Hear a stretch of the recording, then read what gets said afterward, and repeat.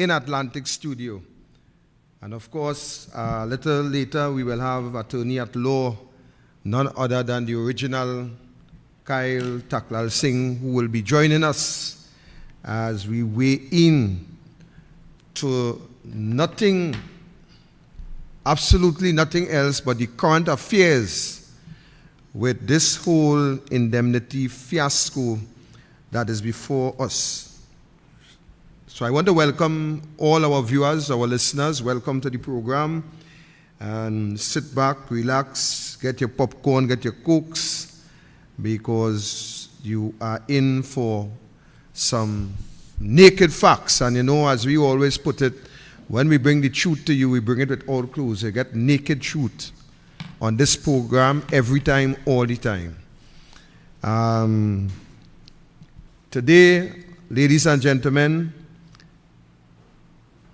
I want to say to you it's a very, very sad day in this country, because what is hanging over the head of Trinidad and Tobago at this point in time is uncertainty.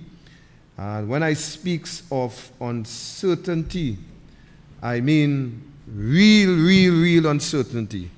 Because as it is, we don't know if we go in, if we come in, if we lying down, if we sitting down, if we bending over. We don't know what is happening in this country for governance. As we warm things up this evening, ladies and gentlemen, I want to say congratulations to our program well done last night by the team on the Monday night forum. I think that every one of the speakers were on point. They deal with the facts, and I want to congratulate them all. Added to that, as we look around our homes, our nation roads, as we go to the groceries, as we go to the gas station, as we go to the pharmacy,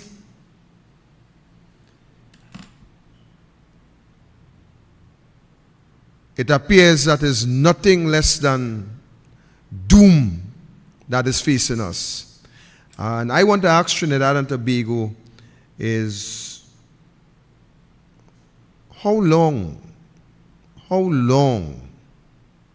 are you prepared to just sit back and relax and allow the Skeet Rowley administration to do what they want, to breach our constitution, to interfere with our democratic right, to abuse us in every form and every fashion, to mingle and contaminate every independent institution,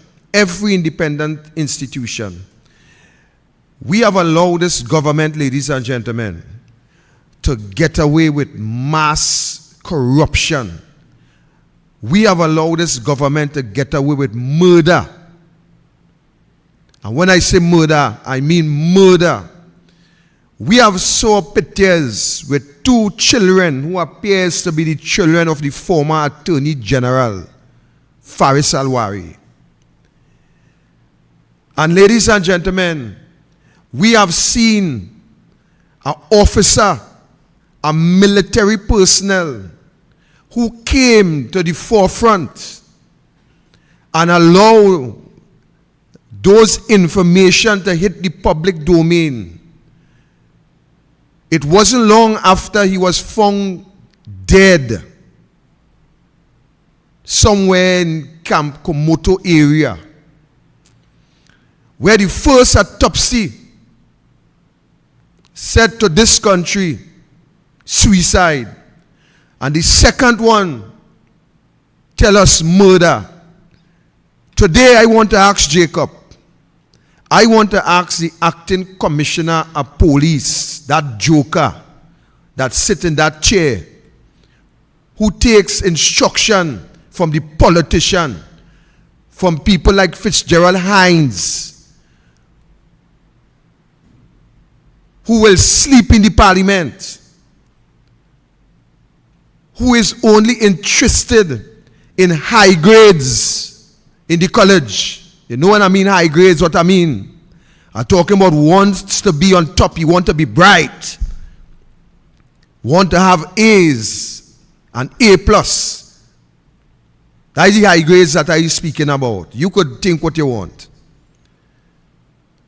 And when you have a commissioner of police with so many investigations outstanding, and today we are no more closer than when those allegations were made. We are no more closer today.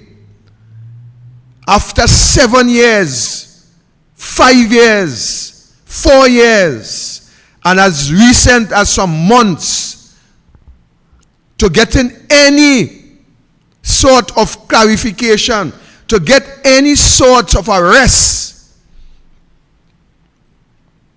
in all these matters that is still outstanding. Remember, we have had the Camille Robinson wages, $143,800 fiasco. Victor, as you was talking about that soldier that had to die, somebody also brought to my attention Sam Adams, who was another witness. He was a state witness, and a matter of fact was in witness protection. And what we have heard coming out of that is somehow, somewhere, he loses life, and the cause of death, from what I understand,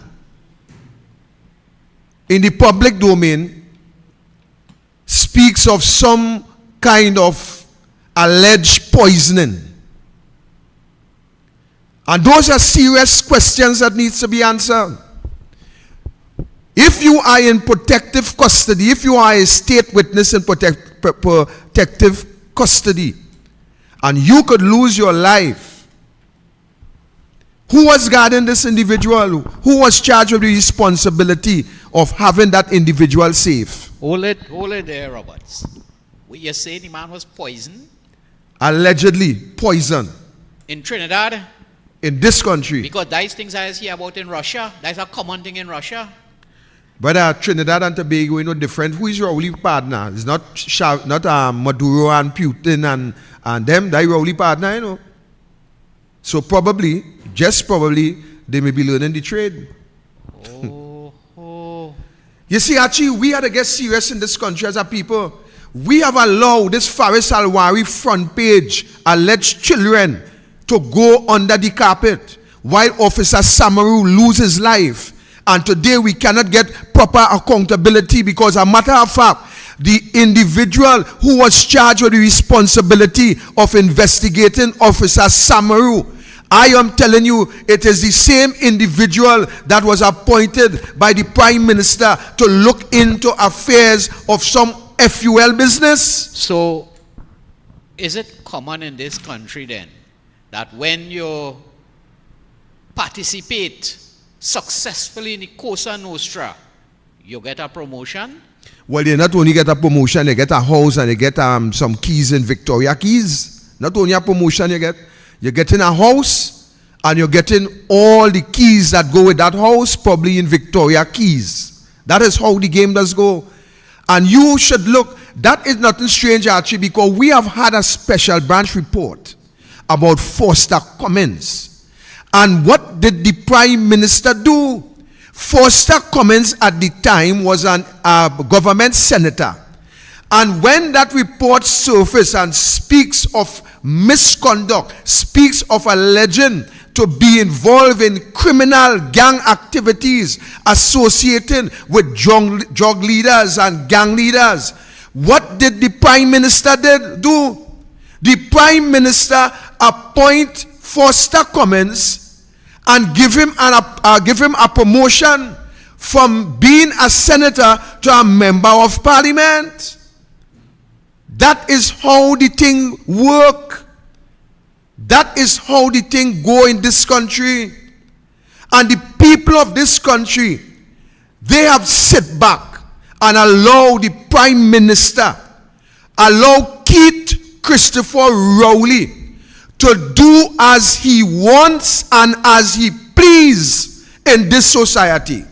That is what the people have allowed. Well, yes, the people allow it, but they are heavily influenced by that, what we're going to say, heavily influenced by the media.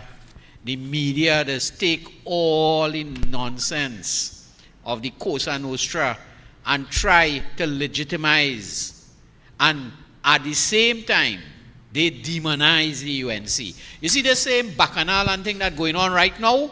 The media right now, all the Basant and them who always coming out, they're looking for a way to spin that, to blame the UNC, you know. I already hear them talking about some $40 million that this man earned between 2010 and 2015. That they're trying to push that narrative. This man earned $40 million between 2010 and 2015. I wonder how true that is. Archie, Vasant Bharat and Devant Maharaj, as far as I'm concerned, they are non-entities. They are as far as Victor was concerned, they are nobodies. What names you call there? Devant Maharaj, Vasant Bharat, and all of them, as far as I am concerned, Ramona Ramdial, all of them is non-entities as far as I am concerned. So they could bump and beat the gum because who probably have at a banker by not getting a seat, and who have at a banker because they believe that they should be under the leader wing. That is a matter for them. Let's not call them non-entities. Let's just call them sour vex UNC. Well, I could take that. But I say, as far as I am concerned, they are non-entities. And the reason why I say that, because let me tell you something. Anybody who was or is or former UNC individual would stand up with Keith Rowley and this government and support the nonsense that is passing here for governance in the country, they are worse than the PNM. They are worse than the PNM, and I am going to treat them as worse than the PNM, because if you could support this government with what is happening today in our society, and then you could beat your chest and say, I am a former UNC, or I am still a member of the UNC. I am saying probably they are still members of the UNC because the disciplinary arm within the party needs to be activated. Needs to be activated. That is what had to happen. So you won't have these individuals standing up and talking, but we still UNC. I am reading the constitution of the UNC. And when you examine the constitution, Mr. Archie, there must be an avenue to deal with people who conduct themselves in the public domain in relation to the party. The party have the apparatus within the constitution to deal with it. And we have allowed this kind of behavior to go on without taking the proper steps to have these people disciplined. Because what worse can they say than what they are saying now? Yeah, well, the discipline committee is an extreme important entity within the party. Recourse. What I could tell you is I know coming out very soon will be a dispute resolution committee working under NATEX to deal with these little issues and things before you reach the discipline committee, because that's a serious thing, that lawyers and all kind of thing involved. The last time we had a discipline hearing in the UNC, man come with Queen's Council and thing, you know. And that is the situation. So the point I am making is that today, when you can have UNC members standing up and support this rubbish for governance in this country, it tells us the level. It tells us the level of intelligence that these people really have. And that is why I will deal with it bluntly and forcefully. Because we cannot allow a government to get away with murder, to get away with the level of corruption. We have had small pins, Stuart Young's stepdaughter, arrested by this joker they call Gary Griffith. Yes. Listen, me so instead of attacking the UNC, this is what I'm saying. They should join with the UNC because these people getting away with murder, as you say. So instead of attacking the horse that trying to deal with the thing, they are attacking the horse that trying to deal with the thing instead of attacking that government. So let me help you. You're correct. You're correct from that point of view. Let me help you with that, Archie. The issue with these individuals is power. That is the issue. Power. That is the issue with all of them third party. Because I'll come back to Officer Samaru and them just now. The problem is power. Everybody want to be leader, including some of them who sitting in the UNC right now. Everybody wants to be leader. Nobody wants to wait their turn. Nobody wants to wait their turn. So when you see the Gary and the Philip and all of them, all of them talking, they speaking because they want to sit in the chair of power. They don't want to go through the rank and file to get there, you know. They want to take a short job. They don't want to go through the rank and file. They want a short job. So they stretch their hand out and they expect a vehicle to stop and take them from point A straight into point B. That is the whole situation. So I have no confidence in Gary Griffith. Because once Gary Griffith could do a video and come and tell me that while he was commissioner, Rowley was bullying he to sign FUL and bullying he to send explosives to Tobago without whatever documentation. And Rowley wanted gun to kill pig or whatever they wanted for.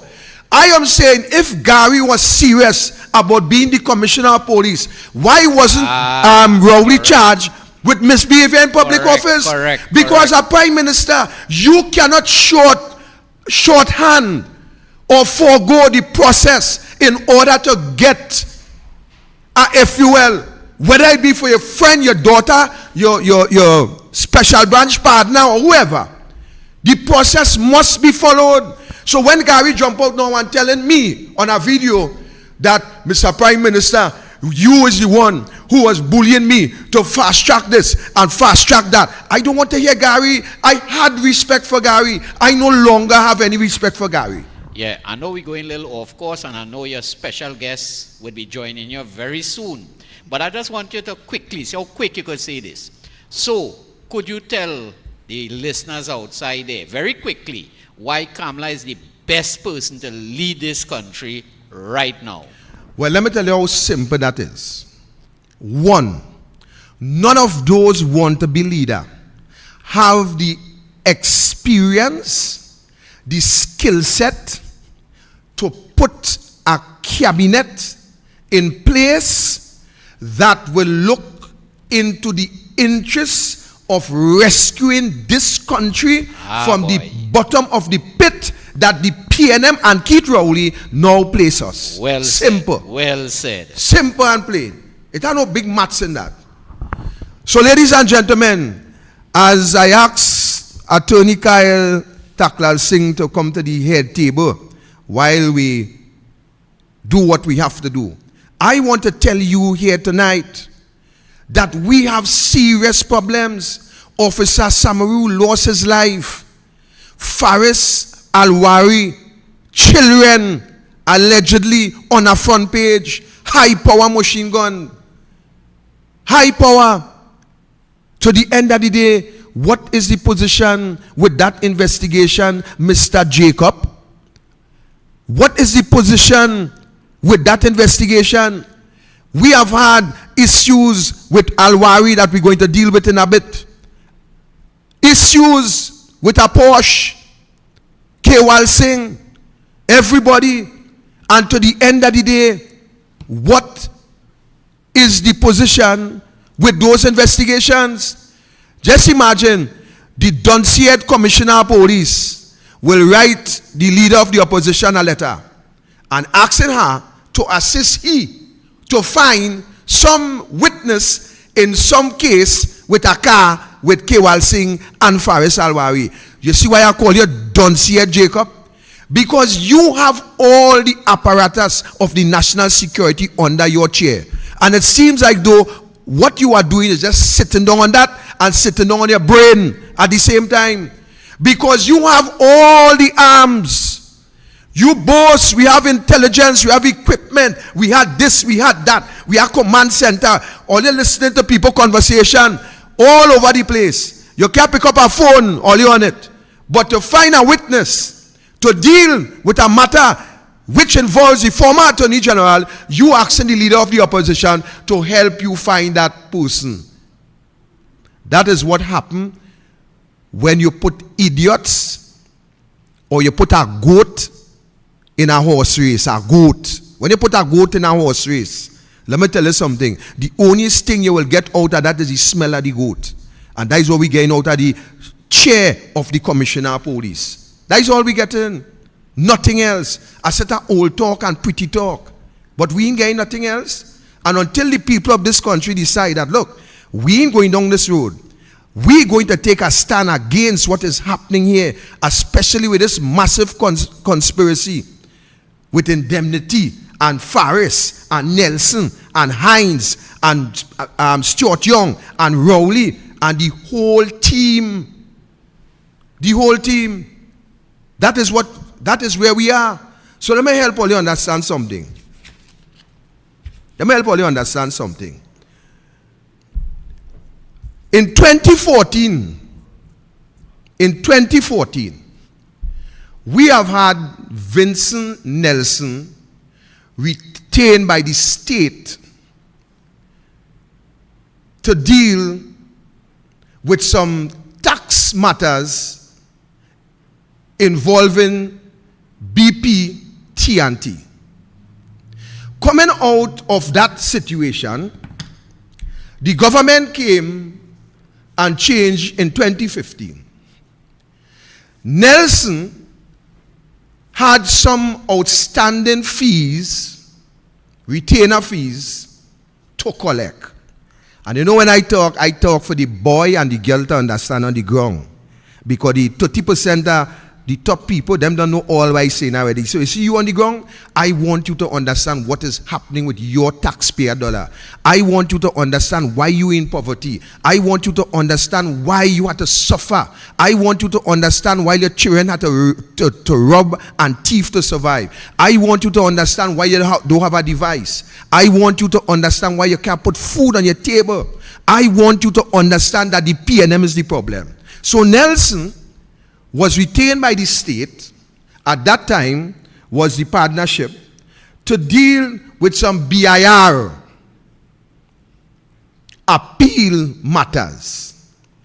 Coming out of that, government change, Nelson didn't get his cash.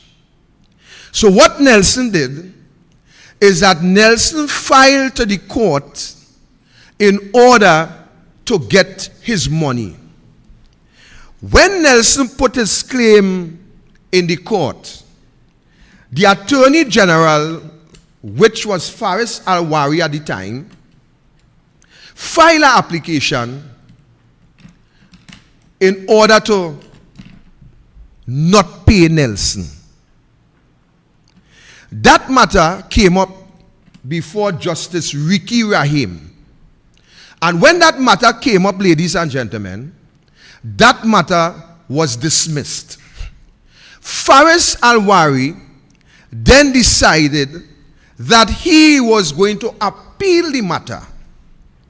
And after allegedly putting in those documents, what happened? Actually, we will take them calls just now. Tell them hold their hand. We have Kyle here. They will call. They will get all the legal opinion that they want to get just now from somebody who is quite qualified and competent to deal with it.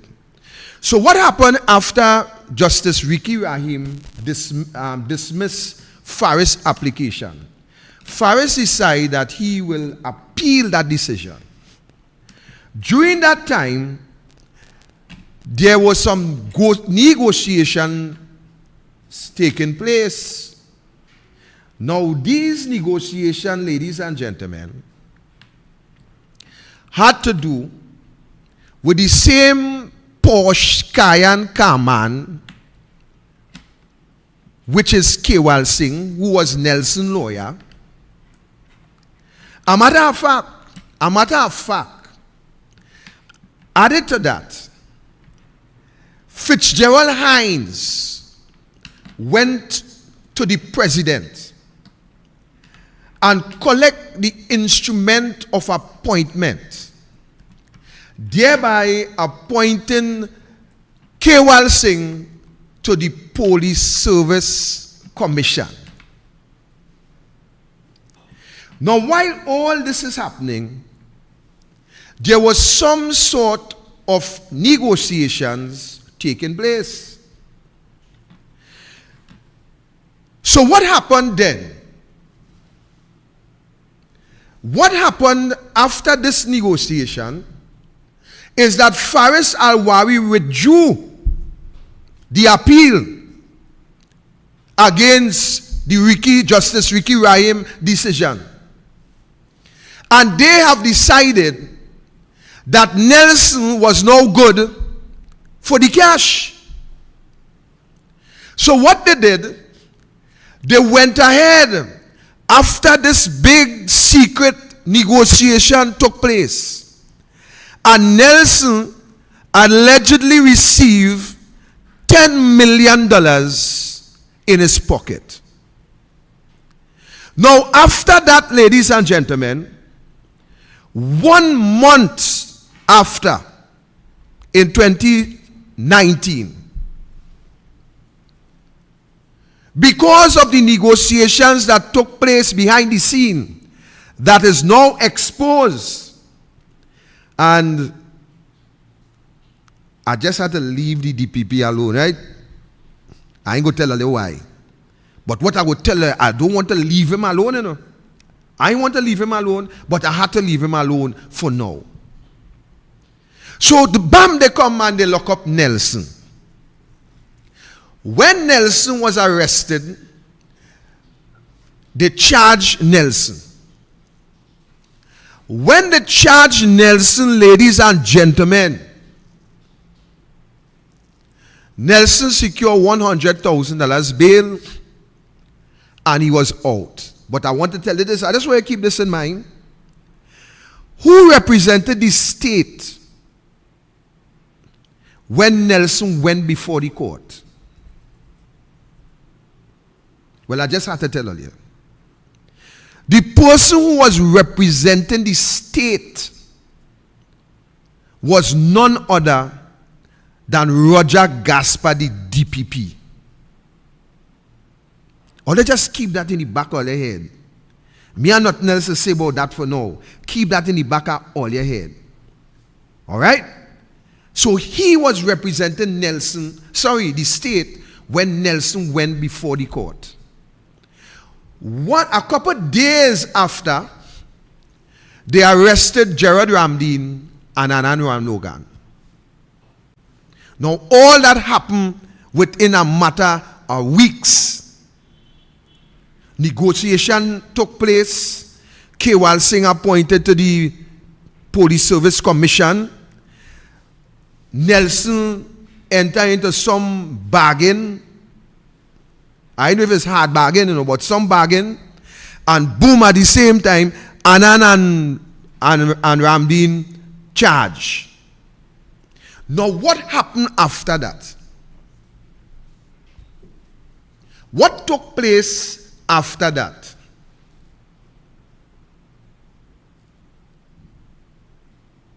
So let me help all you. It's the first time in history. Let me take back that. It's the first time in my years upon the face of the earth I saw a man arrested and charged. And the same people who arrest him, charge him, is the same people that paying the legal fees to represent him. I want all in jail to hear what I'm saying, you know. All in jail. I want to hear what I'm saying. I want all to see what they're doing to all you. Because you know why? When all you get locked up, whether for shoplifting, robbery, thief-free, whatever it is, you know what happening? All you can't even get bail. All you can't even find a lawyer, much less to pay a lawyer. But to the end of the day, the state, the government, taking your taxpayer dollar to pay the legal fees for the same man who them lock up and who them charge.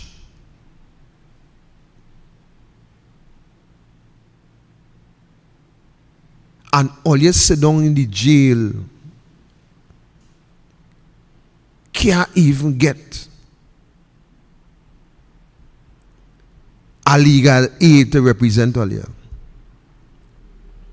I want you to think about that as I invite attorney at law, Kiel Tacklalsingh. So we are back Trinidad and Tobago.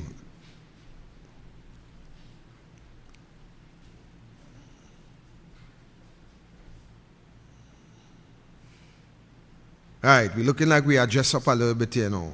So we are back. I want to welcome attorney at law, my good friend Kiel Tacklalsingh, who it's a privilege for us to have him on this program.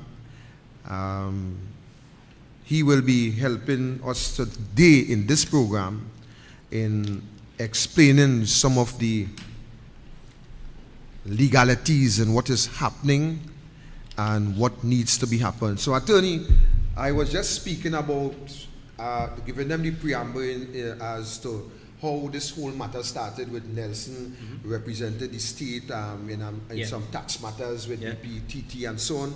And coming out of that, he was not paid and the government changed. He came in to get his salary, and then, of course, there was a process there where the former Attorney General refused and went to court. And while in court at the same time, we are at the point where the Attorney General appealed Justice Rahim's decision, and during that process, while negotiations was going on, that was withdrew, and then the Nelson was paid the same thing that he was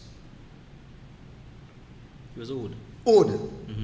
And a thought come to my mind at the same time. Attorney, when these things happen where the state would file an application in the court not to pay somebody and then they lost, wouldn't that cost be attached to that? Yes. Added to that, would not the appeal that matter, when you lost that matter, would you have to pay legal costs. Legal costs, right? Could you give us a little idea as to a range where a matter like this, a high profile matter like this, if it will range from X to Y, or not to sound too snobby, but you want to come a little closer, it might be not to sound a little too snobby, but a lot of the usually the costs are calculated by the instructing attorneys and the junior attorneys, but essentially you have something called prescribed costs or scaled costs. So the more expensive or costly the claim, the larger the claim, the larger the cost. I assume it's probably about a couple $100,000 in cost. I could be totally wrong. I don't know the order. But I think you're on the right track, because what you have essentially done is you've pulled together the strand of facts in this constellation of absolute madness that has gripped our justice system. Essentially what you have is a series of facts which people must start to connect the dots. Long time you play on your little book, connect the dots. We have to connect the dots in order to see the full picture. You had Mr. Nelson in 2014, 2015, acting on behalf of the state under the partnership government, for on behalf of the state in a huge matter, the Petrotrin matter, where we were suing Malcolm Jones, former PNM stalwart, suing Malcolm Jones because of the gas to liquids debacle that essentially took down Petrotrin. Rendering advice, that was a good claim. Government changes, Mr. Nelson changes his advice, 2015, 2016. Right. Mr. Nelson then decides, well, he's owed money by the state, so he wants to sue. He wants to sue for money owed in the tax matter you're talking about.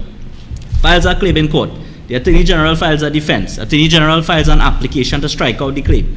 Says the claim isn't good in law. Loses a preliminary application. Let's make that clear. It's not that he lost the entire case. Loses a preliminary application. We already calls for now, Arch. Yeah, loses a preliminary application. Then files an appeal in the court. As with any attorney, you lose an application you thought that was strong, you file an appeal court, you file a privy council court if necessary, right? Decides to withdraw the appeal. At or around the same time or just after, then you have, according to the facts that have come out, Mr. Nelson engaging in indemnity talks with the Attorney General because he wants to give evidence against political foes, Mr. Ramdeen and Mr. Ram Logan. Right. An indemnity agreement is entered somewhere in 2017.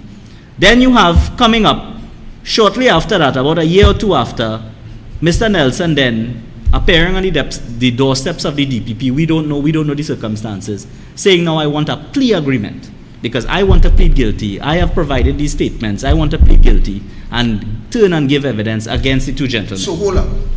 So what we are learning here now is that the DPP did not call in Nelson to organize this plea agreement, but in turn, it appears as though Nelson was the one instrumental in going to the DPP to get that plea agreement. We don't know and we can't know the facts, and this is why I say you need a police investigation. Right. I don't know the circumstances by which Mr. Nelson showed up in the director's office or was brought to his doorstep. What we do know is that Mr. Nelson was engaged in discussions with the Attorney General, and it is reasonable to assume that it is because of that indemnity discussion that the plea discussion came about. And I want callers and people to understand the law recognizes, for the purposes of a criminal prosecution, plea agreement.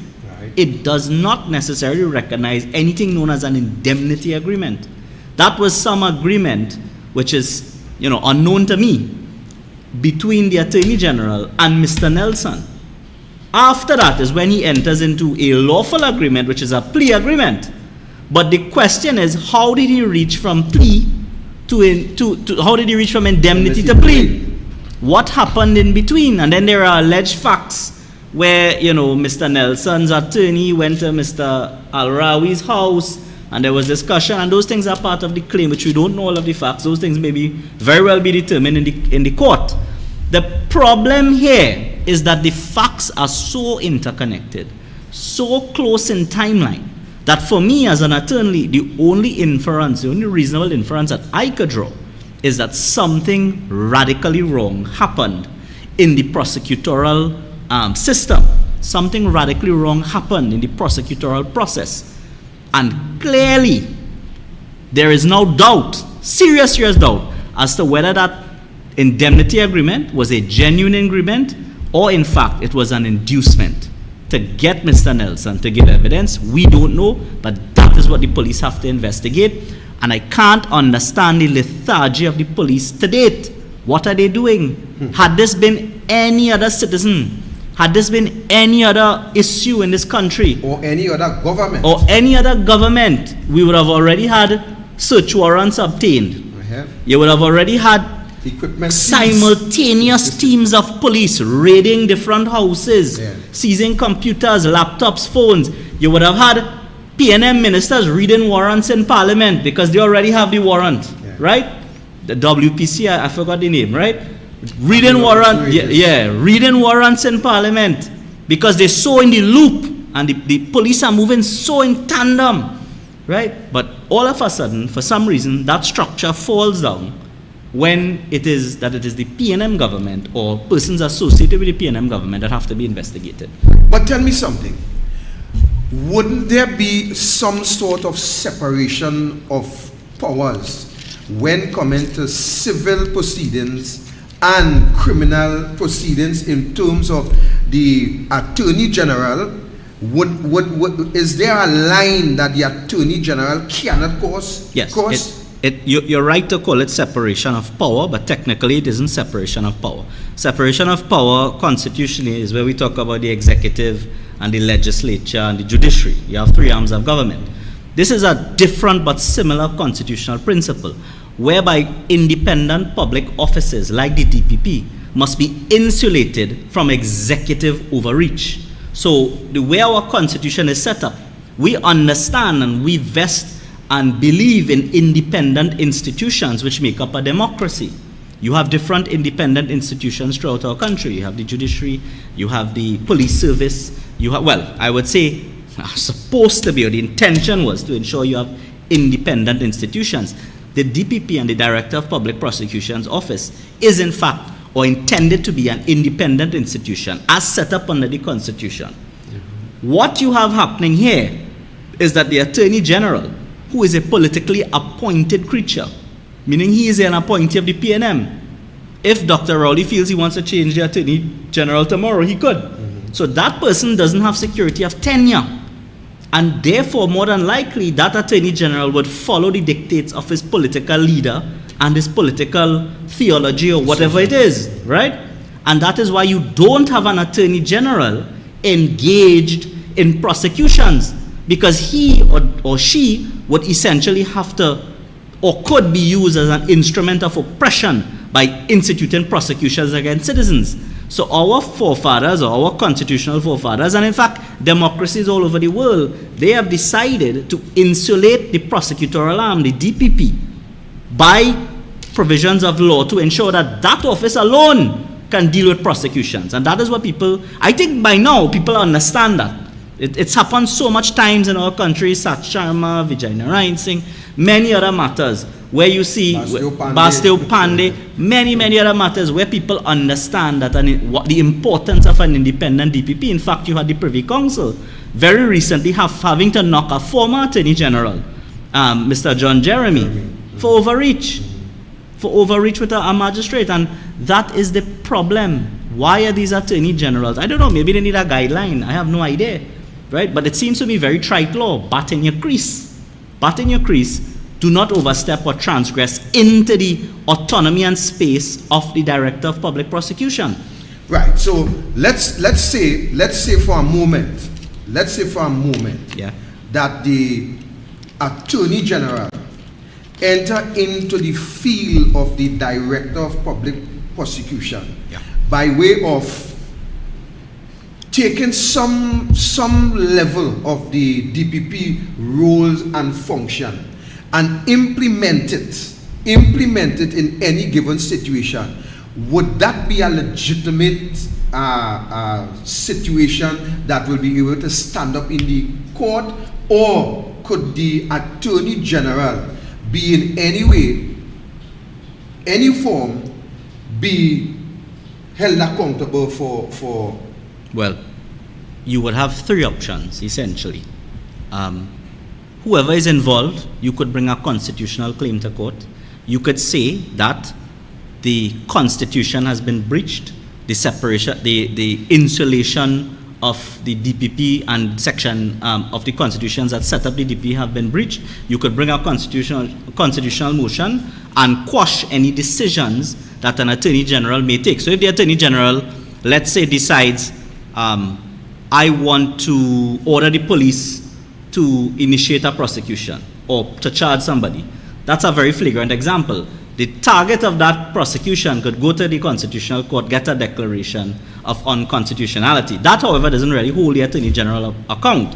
What has to take place in this situation, in my view, is that the police have to get involved, because now you are essentially investigating two things. Your investigation, potential perversion of the course of justice, perverting the course of public justice, which is a criminal offense.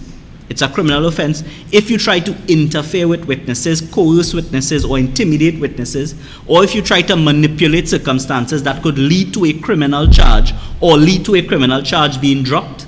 You try to bribe a judge, you try to pay a witness. Those things are perverting the course of justice, and that is a criminal offense. You also have misbehavior in public office. if someone or a citizen or a public office holder like the Attorney General uses the powers of his office, and that comes from an understanding and development of the common law, where the law recognizes that public office holders are reposed with public trust. That's how you get your power. Forget about the statute. The very basic building block of a public office holder is the trust which the public reposes in him. And then you have statute which is created around that, which have been developed over many years in the common law and in the statute law, right? But the very, very basic thing is that citizens must have trust in their public office holders. And when that is breached, that is why you have this ancient criminal offense called misbehavior in public office.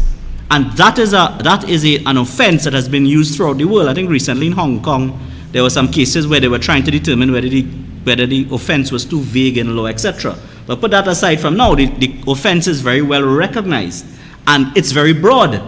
So for instance, the police could say that we have obtained evidence and facts that one person has communicated to another person that if you were to give evidence against my political opponents, then you may get rewards by virtue of money or payments of debts that are owed to you. I'm not talking about any specific circumstance. Let me be very clear.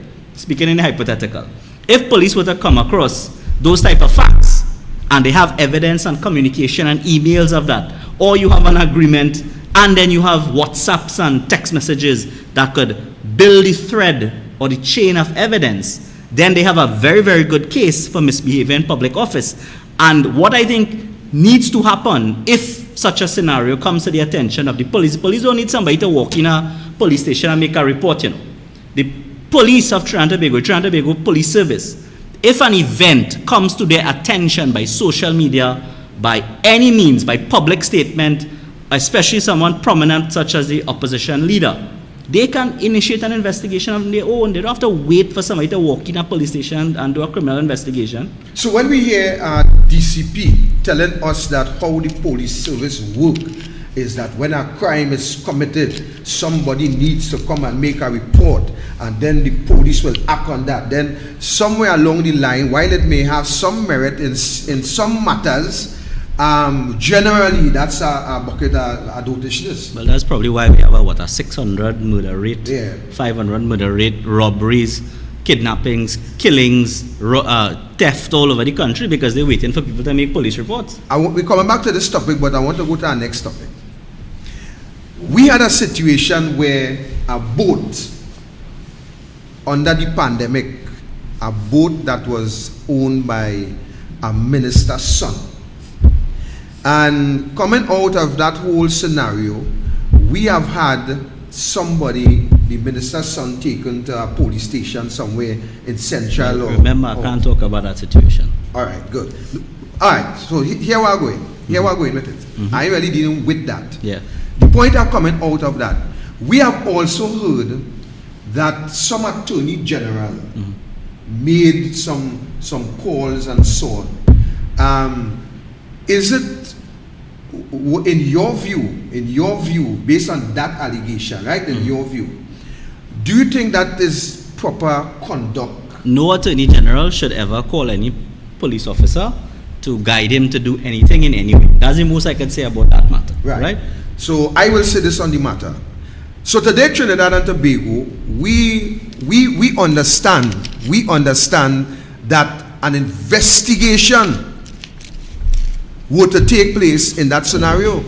And just like everything else, which I also suspect in this Nelson fiasco, which I also suspect, is that you will hear the Commissioner of Police on any given situation telling us that investigation continues. We have had Gary Griffith coming out and tell us that, look, fake oil is live and well, and there is some scientific individual would come to Trinidad and do some kind of research with a reservoir and so on and so on.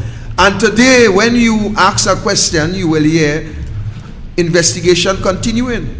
So I am wondering if it's the same thing we will hear in this scenario, because I am also looking at a situation inside of that where Nelson being arrested and charged. Yeah.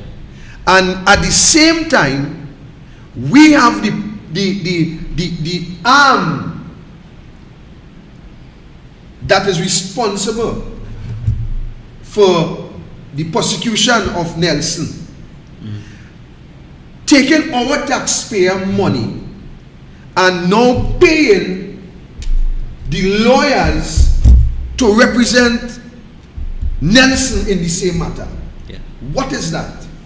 I have looked at examples in Trinidad and Tobago, and I cannot find an example where the state charge an individual in a criminal matter and then the state turn around and use we taxpayer money, 6 million allegedly, 6 million to pay the lawyers to represent the same man that all you lock up. What is that? I don't know if you can help me to do that, I think people have to understand the way that legal costs work.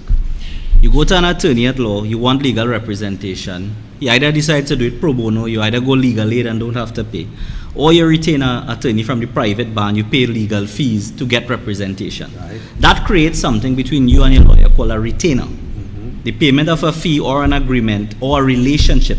The fee usually seals that. You have a retainer with your lawyer.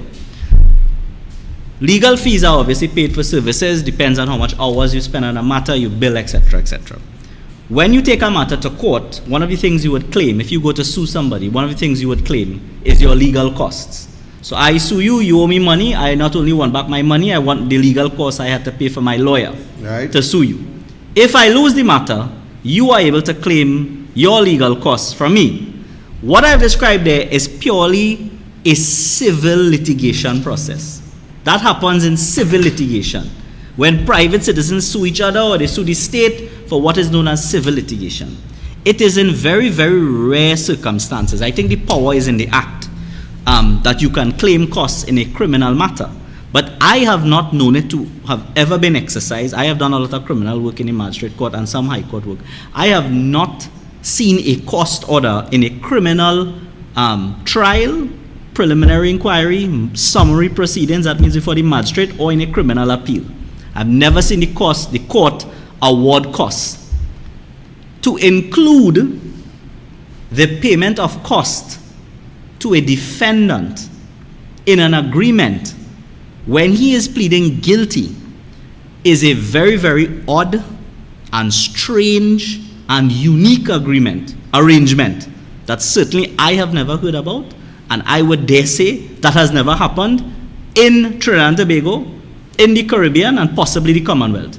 If there's a precedent for that, somebody needs to share it with me, because the next time I do a criminal matter, I will ask for my costs, right? But generally speaking, that is unheard of in the criminal realm.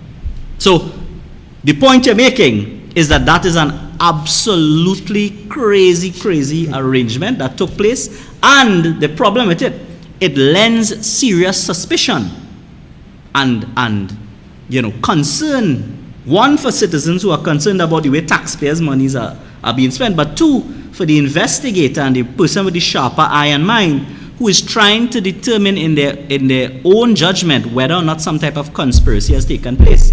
Because it seems to be that, let's think about it logically.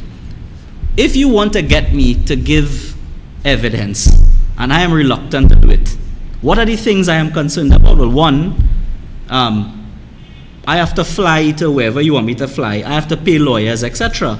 So those things, unfortunately, could be seen as inducements to get somebody to give evidence in a wrong way. But again, as I said, no concluded fact. That is a matter that the police should be investigating. The police should really question persons as to why such an offer was made, whether or not such offer is standard. Is there any manual policy guide in any document in the Attorney General's office or the DPP's office or in the police service that allows the payment of legal costs in that way?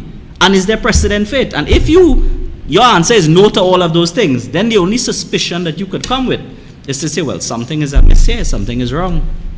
You see, what had me baffled, I think that this scenario gives serious cause for concern, because when you are saying to me that, look, And based on from what I am seeing taking place within the precincts of the DPP, by saying or by withdrawing or by dismissing or by not continuing, any word anybody want to choose,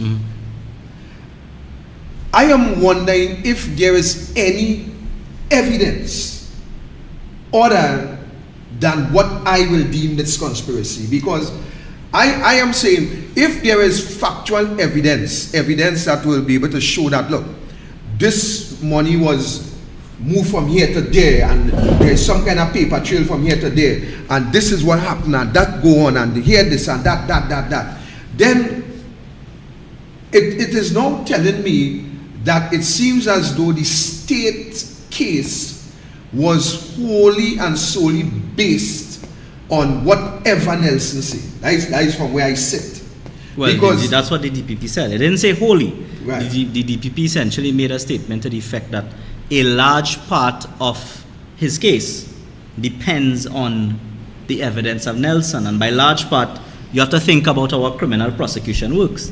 You would have, some people call them IC witnesses, meaning I see what happened. Those are eyewitnesses. You have witnesses of expert caliber. You have, in a fraud case, you may have a police officer who would have gone to a bank, get the information from the bank. For him to tender it into evidence, he simply has to come to court and say, I went to the bank, I got this bank statement, here is the bank statement. Those are other witnesses and parts of a case. But where you have, especially in a conspiracy case, you have someone who is coming forward to say that a conspiracy took place, I was part of the conspiracy. Yes, I agree with you. The entire case depends on that person. So the director, that's why I suspect the director would have come out and said, the case largely depends on the evidence of Mr. Nelson. And that is why, that is exactly the reason why the dealing with Mr. Nelson and the taking of his evidence and the convincing for him to give evidence against alleged co-persons that did this conspiracy with him, alleged, had to be above board completely. And it ought not to have been tainted by political hands. It should not have been tainted by political personalities at all. That is why, especially if it is, let's say that there was some genuine intent, long shot, but let's say there was some genuine intent by this Mr. Nelson that he wants to be contrite and give evidence. Let's assume that for a fact. Big assumption, but let's assume that. An attorney general sitting in the attorney general's office, becoming aware of that, should have said, okay, just go a few doors down. There's an office there called the Director of the Public Prosecutions. Please go into there, ask for a gentleman by the name of Mr. Roger Gaspard, Senior Counsel. He will deal with you. Thank you. Have a good day, sir. That should have been the approach of the Attorney General. And then I also heard that the Attorney General said he took advice for drafting on an agreement. And well, as I told someone before, if I was the attorney who dealt with that, I would have simply said to the Attorney General, thanks for the brief. My advice is 2 lines in an email.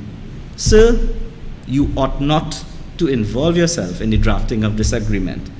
Kind regards, I so opine, Kiel Tacklalsingh. That would have been my opinion. So I was coming there, and I like how you go. I was coming there because I am saying, from where I sit, I am really wondering if some people who have that rank of being called senior counsel, if in fact they should be going back to school. Because I cannot see men who we look up to as senior attorneys and would give, and I'm speaking based on what Alwari said now. Yes. And will give, we know the Attorney General is a dunce here. We know that. So let me know. I understand Alwari. But when you look at these 2 senior counsels, and Alwari telling you, hey, why the box stuck with Rowley in? Not Alwari, Rowley. But he's saying, look, I was guided. So is it to say that these senior counsels just really bear the name? Have they gotten silk because of some friend or some partner? But when coming to the actual capability of doing the work, then it tells me that these fellas is dunce. Well. What it tells and me. I know you will be careful of your No. I mean, free speech. I'm all for free speech. Make your opinion. But what it tells me is that it causes me serious doubt as to the veracity or the truth of what Mr. Al-Rawi said. And unfortunately, the lawyers, because they may have advised on a document or given legal advice, they are bound by confidentiality. So they can't speak. And unfortunately, they can't speak to defend themselves. Now, I hold no brief for any one of the senior counsel. But let's take a look at it objectively. If you come to me and say, Kyle, I need advice on this agreement, I tell you, I say, listen, that agreement is nonsense. And you say, Kyle, I need your advice. I say, I'll put my advice in writing. Then you go and you come up with something on your own and you put it out there, right? And then you say, well, Kyle drafted that for me. The most I could really say is I can't say anything because I owe you a duty of confidentiality, and I suspect that's the route that these two gentlemen take. That is not to say that they won't involve or don't settle it, I think, again, the matter has to be investigated. If you ask me to come down, I seriously doubt what Al-Rawi is saying. I can't fathom senior counsel settling that document. If it happened, I'm disappointed. Or they have to explain why that happened. That's the most I could say about that. Well, then I better get the senior counsel them an advice. Better I advise the senior counsel. Well, I think I have advised. Yeah, am I too far? Oh, sorry. I think I have advised. I've said my advice would be stay out of that agreement. Well, I want to give them advice. Mm-hmm. I think that the way things looking in the country, it making all look dunce and dotish as senior counsel. So document does leak, then a bucket, buy a new bucket and water does fall out, right? So well, you see, do something to clear the name, because I will not sit down. Now, I respect the attorney and the position that he took in relation to the oath of secrecy for the client confidentiality. Yeah. I respect that. Yeah. But let me tell you something. All you behind this name senior counsel and to the public domain, all you looking like if all you conspire, all you looking like if all you crooks, all you looking like if all you know all you do, all you looking like if all you duncy head, all you looking like if all you drinking Balize juice, all you looking like all you just play golf with Rowley. Oh. Anyone all else play golf? That's how it looking. That is how it looking. The indemnity agreement leak. So save all yourself, Save all yourself. Because let me tell you something, and I have to come back to Jacob again. I have to come back to Jacob. I see the powder the short list now. And I wonder, Gary, don't even waste time. But I wondering because let me tell you something. The country cannot continue like that. And that brings me to the next point. That brings me to the next point. An attorney general, in my opinion, have to be able to understand constitutional laws. But he's the guardian of the Constitution, right. So he has but to know what he's guarding. How could you be the guardian of something that you ain't guarding? Yeah. How could you? Because if you, as the Attorney General, who makes up the cabinet, you and the Prime Minister and the whole country could run. If you, as the Attorney General, could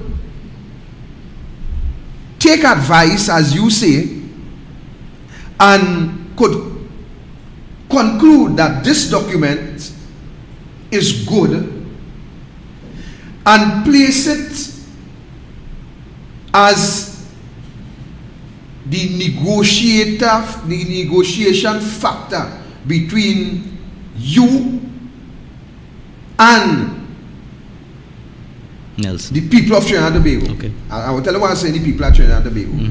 Because based on that document, the people who will really have to fit the bill would be the people of the country. So I am saying the Constitution must make provisions where an Attorney General step outside of his purview, step outside of his boundaries. I was looking at his duties, but Bongi Same is thing, good. same yeah. thing. The fact remains is who will now hold the Attorney General accountable for this fiasco, because this, as far as I am concerned, and I think as far as the people of Trinidad and Tobago is concerned, because a number of people called me today to, Mr. Awards, help me to understand what's going on. And here why I say in my own mind, I say, well, I will help to understand what's going on. But everybody asking me to help them. But the truth is, they're listening, don't feel they're listening. Everybody asking me, help me to understand what's really going on here, boy. You understand? And something had to happen. Well, it's not that nothing will happen, and it's not that the way you're putting it, that something has to happen, is the point. The point is that the duty to guard the Constitution and our democracy devolves upon each and every citizen. The Constitution doesn't belong to the Attorney General. It doesn't belong to the politicians. It doesn't belong to the Speaker of the House. It doesn't belong to the President. It doesn't belong to the Prime Minister. It belongs to every single citizen of Trinidad and Tobago. It is our Constitution. And we as citizens have a very sacred responsibility to speak out in the first instance, to stand up, to agitate, to gather, to make our voices heard, that we will not accept the erosion of our democracy. Because when you start attacking constitutional principles, when you start undermining the provisions of the Constitution, when you start undermining institutions that are set up under the Constitution, you are on a fast track towards dictatorship and the death of democracy. And in my view, Trinidad is really, really on the borderline, if not already, into a state of democracy. You see, one of the things that people don't understand, when you look at history, and when you look at the way democracies have emerged in the modern world, democracies don't die anymore by a coup, you know. Don't expect some armed men, I mean, it happened in this country, unfortunately, for a few days, but don't expect that is how democracy dies. People think that we need to see a Hitler or a Stalin or these things. That's not how democracies die. Democracies in most countries in the world die by very legal means, you know. Dictators are often elected into power. Chavez was elected. He then took over institutions. He eroded the Constitution. He packed the judiciary. He packed the houses of parliament. And then, very slowly, death by 1,000 cuts, democracy was gone. And that is why it is important.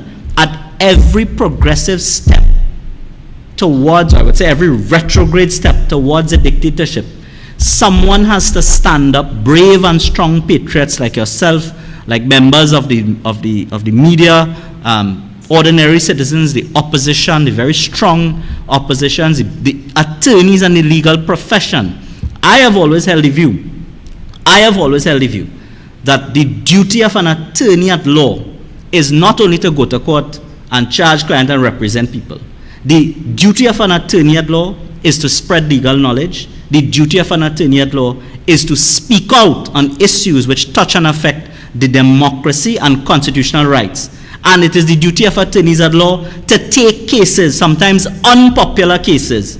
There may be cases where your own supporters are upset that you take. But an attorney at law doesn't have that luxury. You must take cases and fight cases in the court which vindicate constitutional rights in this country. And those are the ways by which we must defend our democracy and defend our constitution. So forget about looking for something. There's no axe hanging over Faris Alwari that we could just go cut the rope and it falls on him. That's not how it works. We have to stop thinking like that. Everybody in this country has a responsibility from the time you get up in the morning and you put, you know, there's a saying, when you put your foot on the ground, the devil must say, he's up. He must be worried. And that is how each citizen in this country must wake up. When you get up one morning and you put your foot on the ground, the dictators in this country must say, oh God, this man get up today. How are we going to have to fight him and deal with him? How are we going to deal with his comments today? He's going to come after me in the media. He's going to file some case against me. He's going to agitate. He's going to go to his politicians. They're going to move some motion and no confidence against me. They're going to march. They're going to protest. They're going to write some article. That is how we fight for our democracy. That is how citizens and activists must act in this country. Brother, you see, I bring my mic closer because I get steam up, I get fiery, and yes, we could drag coffins too. I get bad. Let me tell you why I get bad. I want to tell you why I get real bad now. We have had a Chief Justice in this country with serious allegations. Allegations of misconduct. We, the Law Association, that I have no confidence in today, stood up and seeks to get a tribunal where the Chief Justice can either be freed from the allegations or stand the consequences.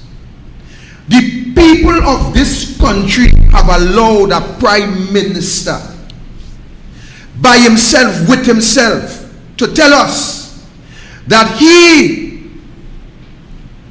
doesn't see and have enough evidence that warrants a tribunal. We have a judiciary that sits and dress up with fancy robes and national colors and march every time independence come and go to the parliament with this big charade of gloom and glamour, and to the end of the day, actually I ain't taking no call yet, the judiciary in this country, I am saying they have been contaminated with political interference, because we have seen a president, a police service chairman, and a high-ranking official who is Keith Rowley, according to his confession, who have thought and interfere with the natural process of putting a commissioner of police in place. And the judiciary and the Law Association stand up and say absolutely nothing to condemn that behavior, that breach of our constitution by the guardian, the highest office holders, the president, the prime minister. And today the judiciary remains dumb. We have seen the sitting attorney general go into a foreign jurisdiction and lie. And what did the Law Association did? Why some of you stood up against what has happened? The so-called senior counsels, the bunch of jokers, the misfits, those who benefit the most from the wealth of this country, pat the lying attorney general on his back and tell us he is a good boy. And today this country, I am sorry for the genuine lawyers and probably the few uncontaminated judges. Because let me tell you something. When you had a Chief Justice surrounded with allegation, even to impeach the president, the same Chief Justice will have to select 3 judges with himself to deal with the matter. And when you have these individuals who are so contaminated, influential, allowing themselves to be influenced by one madman in this country, what do you expect? The Law Association, it is a shame and disgrace. All those senior counsels who voted in favor of armor. We know that that was not to remove armor in any case, because the person to do that is armor partner, and he does lie just as armor. So what you will expect when you see the breach from that level, what you expect Faris and all of the rest of them to do? I mean, that is where we are. And I commend what you said. The people in this country have to stand up in defense of our democracy and defend our constitution. Whether the constitution is tutory, I don't use certain words, whether it is messy, we have to defend it until we go to the parliament with that special majority and change it. But at the end of the day, it seems as though there is no hope in this country. It seems as though the Cosa Nostra have taken over this country. And until people recognize that the wealth of this country is the future of this country, is until we will just sit down and just talk and talk and talk, and absolutely nothing would change. I plead with you people here today. I plead with you. You are the gong troops. You have not benefited anything from this government. You have lost everything that Kamla Prasad Bisesa put in place for you. Everything, you lost it. And you're just ashamed to admit it. You know why? Because you watch that and you feel that is you. Let me tell you something. Let me tell you something, Trinidad and Tobago. This government is the black slave masters. And you people who believe that Rowley and Hines and Beckers and Manning and them is your people, you only fooling yourself. You only fooling yourself. You know why? Because they're doing what they want, and then they turning around and doing what they want to you, and you sit down like lambs waiting to be slaughtered, while this country continues to go down the drain, mash up and break up in every form and fashion. And you know what they teach you? They teach you to say, I am a proud black man. My question to you before we continue is, what are you proud about? What all you have to be proud about? Where the black man drugstore? Where the black man supermarket? Since you're little proud and black, where all the contract? Where all the excavator? Where all the low boy? Where all the backhoe? But all the proud and black. Where all the house? Where all the land? What all you have? The clothes and all on the back, all you may be buried, but all you proud. Proud because an idiot tell all you proud. An idiot tell all you, I am a proud black man. And Kamla must go so with that banana, but the same proud black man turn around and tell you, if you're eating 2 bananas, give your neighbor 1. All you bunch of idiots. That is what they support. All you know, just put it raw, naked, without clothes. If it hurting you, turn off your phone or turn off your YouTube. But the facts is where you get in. This gentleman here, attorney at law, I have a next question to ask him. He's a criminal lawyer. Right? Yeah, I do criminal. Question. Question. How come when a man commits fraud, murder,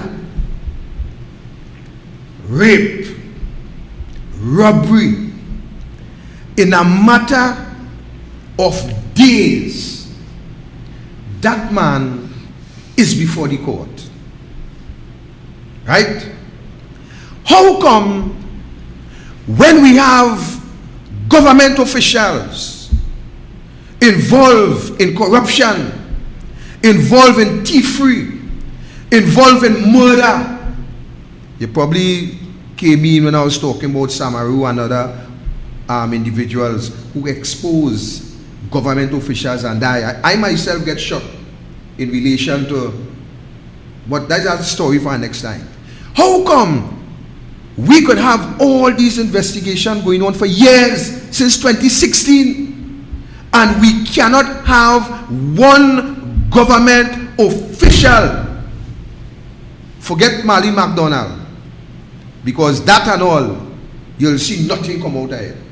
But how come we could have all these investigations going on for 7 years, 6 years, nobody before the court, but a man on the street could commit any crime and a matter of days before the court? You could help Trinidad to understand that. Well, well, I think what you've asked is more. It isn't technically a legal problem. I think it's a sociological and a structural problem. We tend to prioritize, let's say, violent crime or crime that's in your face. The crime that politicians commit sometimes are hidden behind closed doors, secrets, curtains, etc. What evolved democracies have done, if they set up specific pieces of legislation, specific bodies to investigate white-collar crime, bureaucratic crime, political crime. In Trinidad and Tobago, our attempt at that was the Integrity Commission. That's a toothless bulldog. It's a complete waste of time in my view. It's not that the idea is a waste of time. The idea came under the United National Congress. It's a UNC piece of legislation. And it was a step in the right direction. That legislation ensured that politicians understood they had certain duties, and they set up a body, an investigative body, to investigate allegations against politicians, not only for the purpose of providing evidence and files and documents to the DPP or to the police for further prosecution, but also as a matter of transparency. Because with politicians, they know they have this watchdog over them, they might, act more appropriately. The problem with the Integrity Commission legislation is that it really hasn't developed as it should have in a democracy. We probably needed to staff it better, resource it better. We probably needed to give the Integrity Commission constitutional standing so that it could take its own matters to court. If you have all the Integrity Commission could do is essentially refer a file to the DPP. It sits on the desk of the Director of Public Prosecution for many years, for all we know. So, like the Police Complaints Division and other authorities like that, we need to start having conversations as to whether we give these institutions prosecutorial power, meaning they can investigate and bring cases to court to prosecute persons, give them the power of arrest, give them prosecutorial powers. Of course, you're now treading into the realm of the DPP for a good purpose, because you're giving it to, let's say, independent bodies. You're not giving it to bodies like an Attorney General who are politically appointed. Then we need to start having conversations, well, how do you staff the Integrity Commission? How do you staff these bodies to investigate? And that's where you get into the realm of wider constitutional reform in the country. And that is the discussion we need to be having. We've remained static since 1962, since the 1976 Constitution. We've developed pieces of legislation, but we haven't developed institutions to match the legislation. And we certainly haven't developed the conventions. You see, places like England and America, there are conventions which support democratic laws. In England, you had a prime minister who, there was some report with him drinking in cabinet during COVID, and then some other sexual harassment complaint. The entire cabinet, his entire cabinet and several members of parliament of his own party started to resign en masse. There's no law saying they had to do that, That was political maturity on the part of the political class, let's say, in the United Kingdom, understanding that his behavior is not one that would be tolerated by the society, and certainly not one that should be tolerated by leadership. And therefore they started resigning, and they triggered a resignation of the prime minister and an election in a political party. Now, how do you get to that? There's no law that can bring that about. That is a maturity in the society that we need to start to develop. And I mean, you made a statement there about talk, and I understand what you're saying, talk is cheap. But it is the conversations like that that we need to have that develops the awareness in citizens. One of the things that I remember the UNC did when they were in power, I was a sixth former. The Attorney General at that time, Mr. Ramesh Lawrence Maharaj, he went around to the sixth form classes. And I always thought, and I always remember that was an amazing idea, and I think it was carried on by some other Attorney Generals. And then you had the United National Congress generally engaging sixth formers, engaging young people. Nobody better than Kamala Prasad Bisesa, in my view, engaging young people when she was in power to get that type of interaction. You see that in her appointments of MPs, MP Saddam Hussein, you see Ms. Lakshmi Dayal in the Senate, these brilliant young people that are engaged in the political process. They have started that conversation to change the mindset of our population to move towards a mature democratic place. And that's where you have an evolution of the society by which we can all hold leadership to account, and you would never have this Nelson affair ever taking place. Now it's a big concept, but we have to play the long game in politics. You have to play the long game in a democracy, and we need to start taking these steps now. And that is why when you have a situation that has occurred like this Nelson Gate matter, it is the responsibility of each citizen to speak out, to talk initially, and then you move to protests and demonstration and filing actions in court, and then you have the ultimate expression of democracy, which hopefully will come sooner rather than later. And that leads me to this question, which is very interesting. While you are saying that we need to have that conversation as to... As more than a conversation, eh? Yeah, I know. How to outfit and get the right people in place. But how could we move past what we are experiencing in terms of the appointment of these so-called independent boards and institutions? It is done by the advice of the Prime Minister, who is a politician. Yeah. We have had a situation where Keith Rowley was before the Integrity Commission. We have had scenarios where it was alleged that he had a coffee or a water or a tea with Ken Gordon or whatever the case may be. Yeah, but yet the Landate affair went away simply because the Keith Rowley was not informed by the Integrity Commission that he was under investigation. Well, that is one of the problems of having a party like the People's National Movement. We like to say that it's a strong party, but what it really is, and I think Ms. Prasad Bisesa used the phrase last night, the tentacles of the PNM are everywhere. The tentacles of the PNM are everywhere.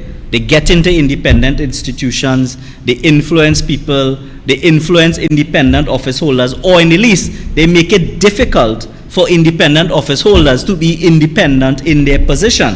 And that is why we need ultimately a change of administration and a change of government. And that's why the last thing I said, the ultimate expression of democracy is a vote at the end of the day. Now that is not to say that is your only remedy.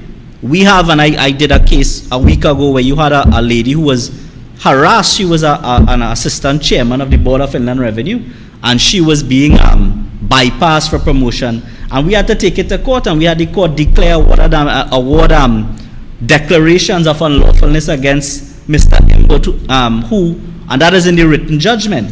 And that was done because she was trying to protect, ultimately, her public service career, which spanned many years.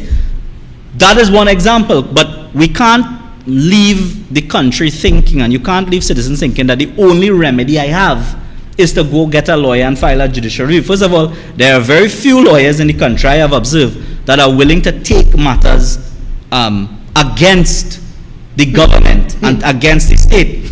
One of them, Anand Ram Logan, brilliant senior counsel, has fought amazing legal battles in court. Another one, Mr. Ramdeen, coincidentally, they're both in trouble because of this matter. Mr. Ramdeen, brilliant public law lawyer, brilliant judicial review lawyer. You have many other lawyers like that. I say many other, sorry. You have few other lawyers like that, though, who are willing to take the fight for citizens, on behalf of citizens, against oppressive measures. But the point of it is, it's not your only remedy. You have other remedies as citizens. You have a Freedom of Information Act. You don't need a lawyer to fill out a FOI. You could get information. You have Mr. Balgobin, who every day of the week seems to be filing a FOI to get very, very important information. Well, why we can't have an army of Ravi Balgobins? Let's menace them, right? When they do things, let us file our FOIs. Let us get things. You have people like you who go out and speak. You have people who protest. You have many other avenues in a democracy by which you can effect change. And ultimately, put it like this, we have to believe that what we do here in the public space, in conversation, in activism, we have to believe that that could cause change. And it is my considered view that it will. You have to stay the course. You have to stay strong. You have to be able to fight. You have to weather the storm. You have to believe in some of your leaders. And you have to speak out. And when you do it, change will come. Have hope. It will come, It will come. We've been frustrated, I think, for some years now, especially those of us who support the opposition party. We have been frustrated by essentially what is one of the worst governments I think the country has ever seen. And you could get into debates about economic policy and that kind of thing. But as a lawyer, I could tell you, the absolute assault on our independent institutions and the absolute destruction of constitutional norms and values that have taken place since this Keith Rowley-led government has come into power is the worst I've seen, even when you read about dictatorships in the country. This is a government that manipulated a commissioner of police process. This is a government that has gone after, with prosecutions, political opponents. This is a government that have caused cases to collapse, right? And so many other. This is a government that had no qualm, no reservations about using tear gas on citizens who were doing a peaceful protest. This is a government, every time there's a legitimate, bona fide protest in front of the parliament, police start showing up to arrest citizens. That is pure dictatorship. And we have to continue to struggle against that. Because what is your choice? I would rather live free. I would rather live free under a democracy than have to survive under dictatorship. Dictatorship is not for me. If that's the case, tomorrow, I could meet my maker. I'm happy. My soul is prepared, right? But I, for one, will not live under those type of oppressive conditions. And I am prepared to fight wherever I can. Wherever I see a cause. The juniors in my chamber, sometimes they roll up their eyes when they see me. They say, what is the public law case you want to file today? Because somebody come knocking, the tongue from tongue and country, giving them problems, they're taking unjust thing, to high officers being assaulted by the Attorney General or the Minister of Finance, whatever the cause. And that is the attitude we must not have. We're not all lawyers, but we can all pick up causes and speak out. Because do not live under dictatorship. That is no life. That is no life. It's better you go meet your God. That is no life for us. We must accept and we must demand better. And with that demand will come change. And I believe in that. Legally, yeah. What can we do in terms of, let me structure it out. We have had situations where the Prime Minister would blatantly quote lying. Yeah. Wouldn't that also be tantamount to misbehavior in public office? In some countries, outright deception by politicians and public office holders have resulted in misbehavior in public office charges being brought. I think that the police, we have to demand change from our police service, and we have to demand results from our police service. We have to hold the police accountable wherever it happens. And let me give you an example. Someone came to my office. He said that the police gave him a ticket. I don't want to talk too much about the facts. Police gave him a ticket. And, he said, well, it's a small fine, thing, but the police totally did it wrong as victimization. But look, I don't have the time in court, so I'm not going to bother with that. And I stopped him right there. I said, wrong law office. I said, go down the road and go somewhere else. Don't come at me for that, right? I ain't coming to do that for you. If you want to fight and you want to agitate, because you let one officer get away with abuse of power, he tell his partner, and then you know what you have? You have an entire police service willing to abuse their power in order to oppress citizens. And therefore, in every single interaction you have, and I'm just using the police service, it could be when you go in to get your passport and the immigration officer is being unfair with you. You sit down and say, well, let me just get my passport and stay quiet and go my way. No. You go to customs, you bring down some goods, and the customs officer is saying, well, this is your valuation, but I just going to charge you this valuation. And you say, well, it's only $30 more. I'm going to just pay it and save myself the headache. That is not how a democracy works. A licensing officer, now nobody say go and fight anybody, you know. But agitate. Don't take advantage. Don't take oppression. Any act of oppression, however small, contributes to an oppressive society.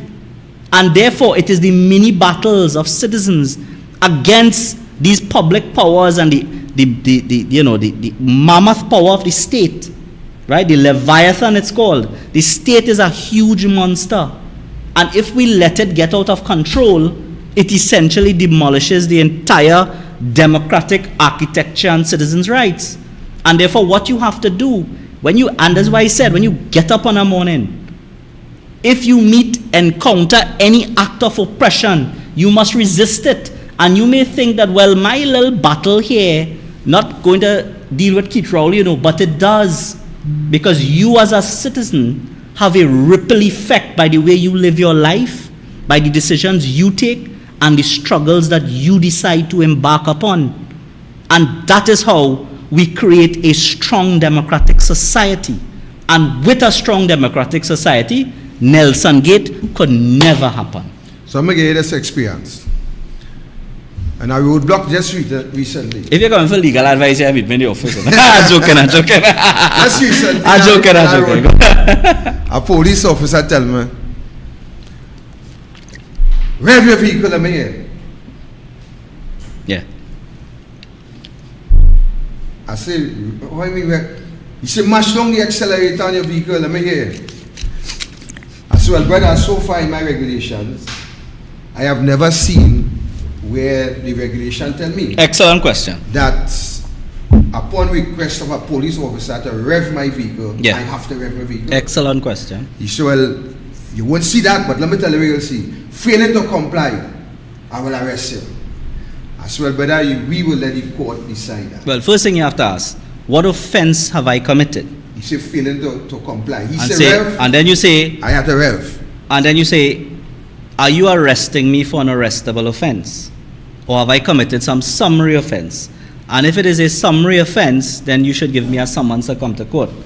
If you are going to exercise some power of arrest over me, what are the facts upon which you rely? And I want to know. And now, we know why I'm in Trinidad. He said, boy, shut up, you're too slap and sit down in the car. But sit down in your car, go to the station. You're going to come out one day, you're going to meet a Saddam Hussein or a Jayanti Lakshmiyal or Anand Ram Logan or Dinesh Rambali. Go and they will sue the state. And that police officer, he would be disciplined, he would be dealt with, and the state would have to pay him money. The state would not have to take disciplinary action against him. But don't stop there. Go to the police complaints division and lay a report. And if every time a police officer, no matter how, and I encourage clients, as if a police officer treats you rude, because that is also a disciplinary offense. Go to the police complaints division. Or go to make a complaint, or highlight it. Or go and see a lawyer and let her be sent. Because the more you hold people to account, a consequence may not necessarily follow from it. But the more you challenge and the more that because you see that same roadblock? Let's say they stop 100 people, but it only had one Victor Roberts. The next time they have a roadblock, they're going to do the exact same thing. But if you have 10 Victor Roberts, same set of officers are going to say, well, all right, let me let a few of them go and baby. You have 100 Victor Roberts. Bet your bottom dollar they're acting it inside the law. Because by the time they meet the third Victor Roberts, they see this, somebody bring the regulation, bring the manual, let me do everything by the law. So they charge the man in front to grave. Say it for loud audience. The man was Archie or what? I see Archie now get up here. Well, mind you, me Rev here, because Right. regulation never tell me Rev, Right. so me Rev. Yeah. The man who came into the studio today to say that he was an artist and he sang some song against Rowley. Rowley mother come. Count or something. Right, but right? what he said, sometimes you slip at the tongue, so that's why. And after the first police check and say, well, look, everything good with the man car. Yeah, but the next police say, you know who is that man? That is the man who sing Rowley mother count or something. Yeah. Find something to charge him. They charge him for a tire. They say why. He could go to the police complaints authority with something like that. He has to go to the police complaints authority. He has to plead not guilty. He has to go to a lawyer to bring a civil claim. And yes, you go find obstacles. You might get a lawyer. You might say, but there are attorneys who are willing to deal with these cases. But let me say this. He's not a Victor Roberts because here you say he's singing it again. No, and then, well, and I was about to tell you, after you do all of that, go and get another song and sing it. I don't want to proffer the lyrics that you might come. He's singing again. And I think that is very interesting because but that's how they beat you in the submission. Yeah. That's how they beat you, and you have to resist that. One stopped my daughter the other day and locked to the extreme left. Right, locked to the extreme right now. So I said, well, what you do? She said, I lock left and I lock right. I see she not charge you. And when he charge you, you either find money to pay the bill or you go to jail. But you see, in the interactions, you need to simply ask because it's the police duty to tell you. Yeah. If he says lock, you say, well, why? And brother, this is a very, very important thing. And I am one of the person who would be clamoring and advocating for the Constitution to be taught in our classroom. Yeah. Because from what I have experienced in this country, the average man doesn't know his rights. Yes, he have no knowledge. He will do, if the police tell him, come outside, run down by that white line and touch that post there and come back, he going and do that. You understand? And that is one of the problems we face with. Well, and that's a problem, and I think the legal profession has to take blame for that, because generally speaking, I don't think we have a very robust legal profession here. There are individual lawyers who are willing to take up matters, willing to speak on issues, and sometimes when I'm not a parliamentarian, right? I'm a lawyer, and whenever there is an issue, anywhere I could get a platform to speak about it, I will speak about it. And that's not because Kiel Tacklalsingh likes to see himself on Facebook or listen to his own voice. That's because it is my genuine belief that a lawyer has a duty to educate the population on their rights, to speak and allow the population, speak in a way and provide the law to the population so they understand the legal issues and they understand why things happen the way they do, and to call out the government and public officials whenever they transgress the law, because not every breach of the law leads to a consequence. There are many laws on the books which transgress constitutional rights. They haven't been challenged yet because they haven't affected anybody. But how would someone know, the average Joe, how would he know that this law might be unconstitutional if somewhere, somehow a lawyer doesn't go write an article, go on a Facebook, come on a Victor Roberts and say, well, something wrong there, they didn't get the correct majority. That law allows too much powers of intrusion and search and seizure, and therefore it could be unconstitutional. A perfect example, and one which I have spoken about, is the this new revenue authority that they want to bring in place. Wholly unconstitutional in my view. The collection of taxes should be a pure public service, pure public service function to be done by insulated and independent public servants. And the way that this act is designed by the Minister of Finance, by the current government, it is clear that the government is trying to overreach and control the taxation system in our country.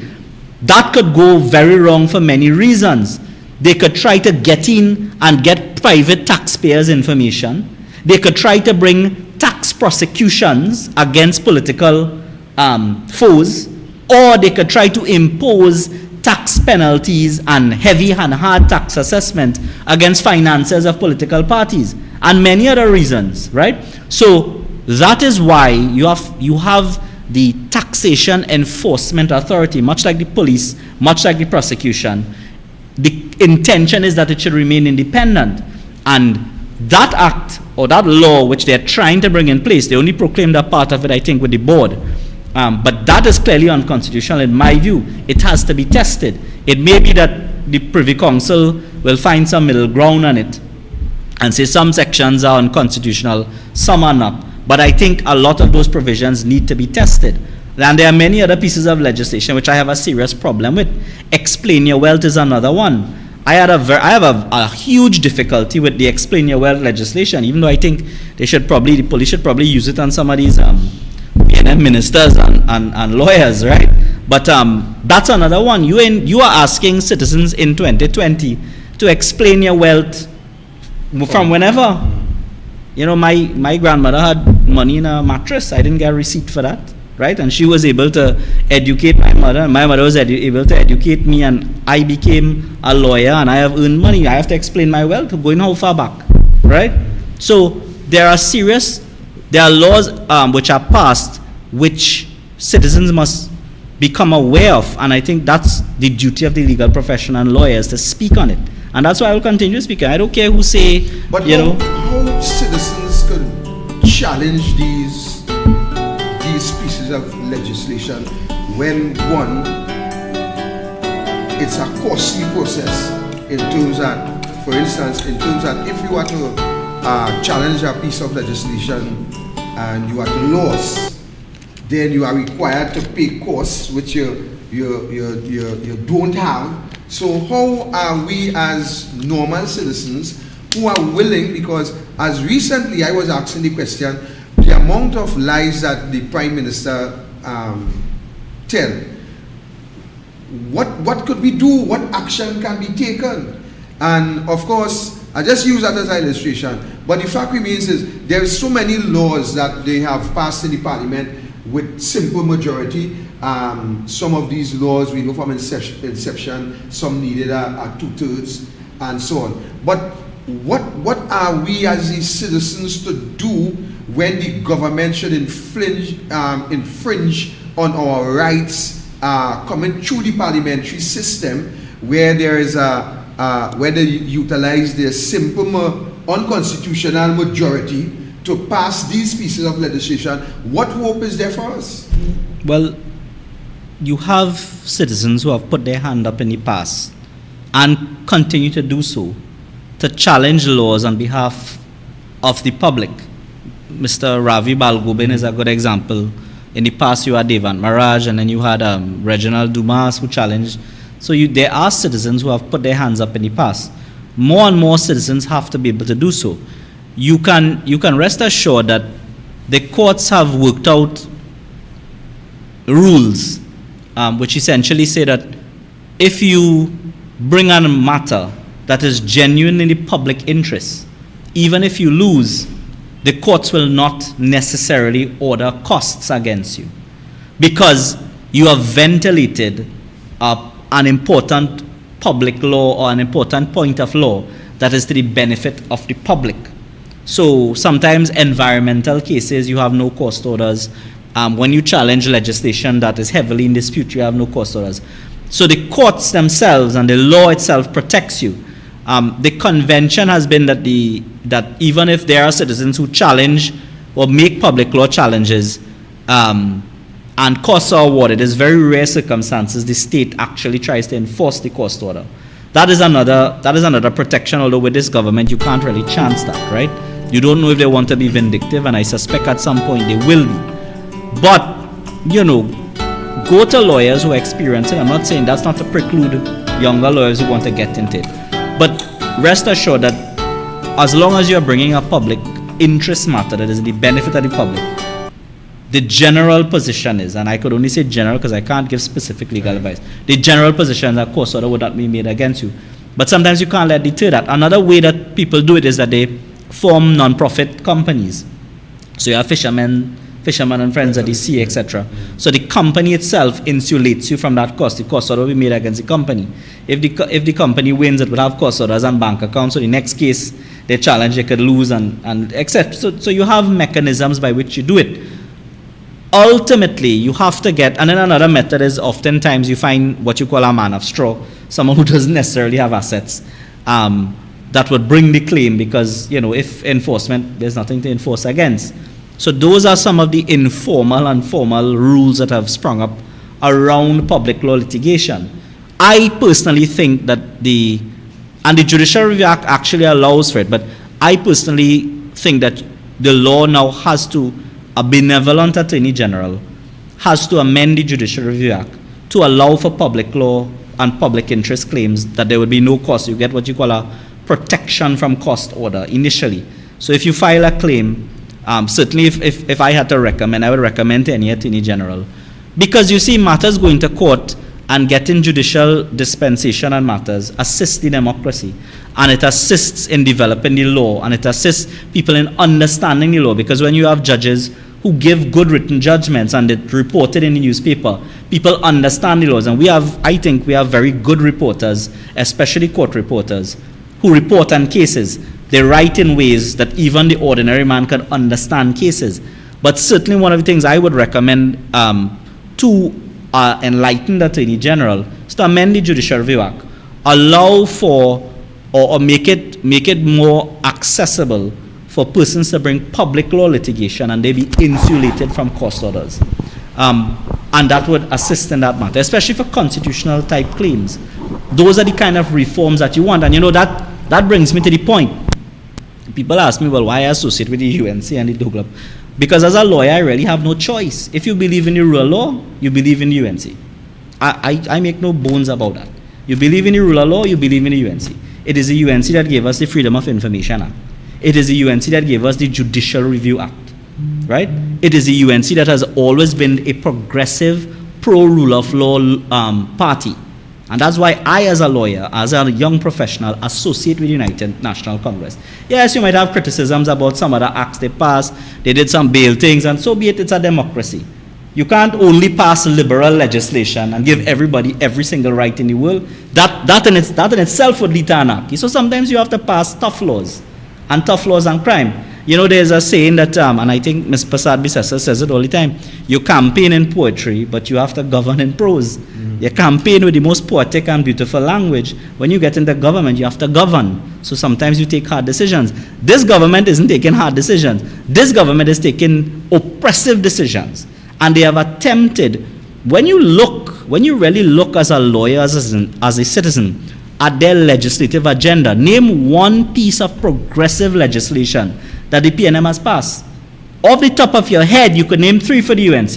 You could say Judicial Review, Freedom of Information, Equal Opportunities Commission. They set up a whole court, the Equal Opportunities Commission, to deal with discrimination and injustice, which, by the way, is now, not because of PNM legislative change, but because our court has recently held that the Equal Opportunities Tribunal could actually deal with sexual harassment claims, right? So that is the evolution of the jurisprudence that is happening because of the seeds planted by the rule of law party, the United National Congress. I don't know if you ever found any Attorney General, any UNC Attorney General trying to influence any director of public prosecution or any prosecution anywhere that has happened. I don't know anything about that. And in fact, I also call it the rule of law party because the rule of law is not only the law on the books and court cases. The rule of law is also, as I said, about conventions.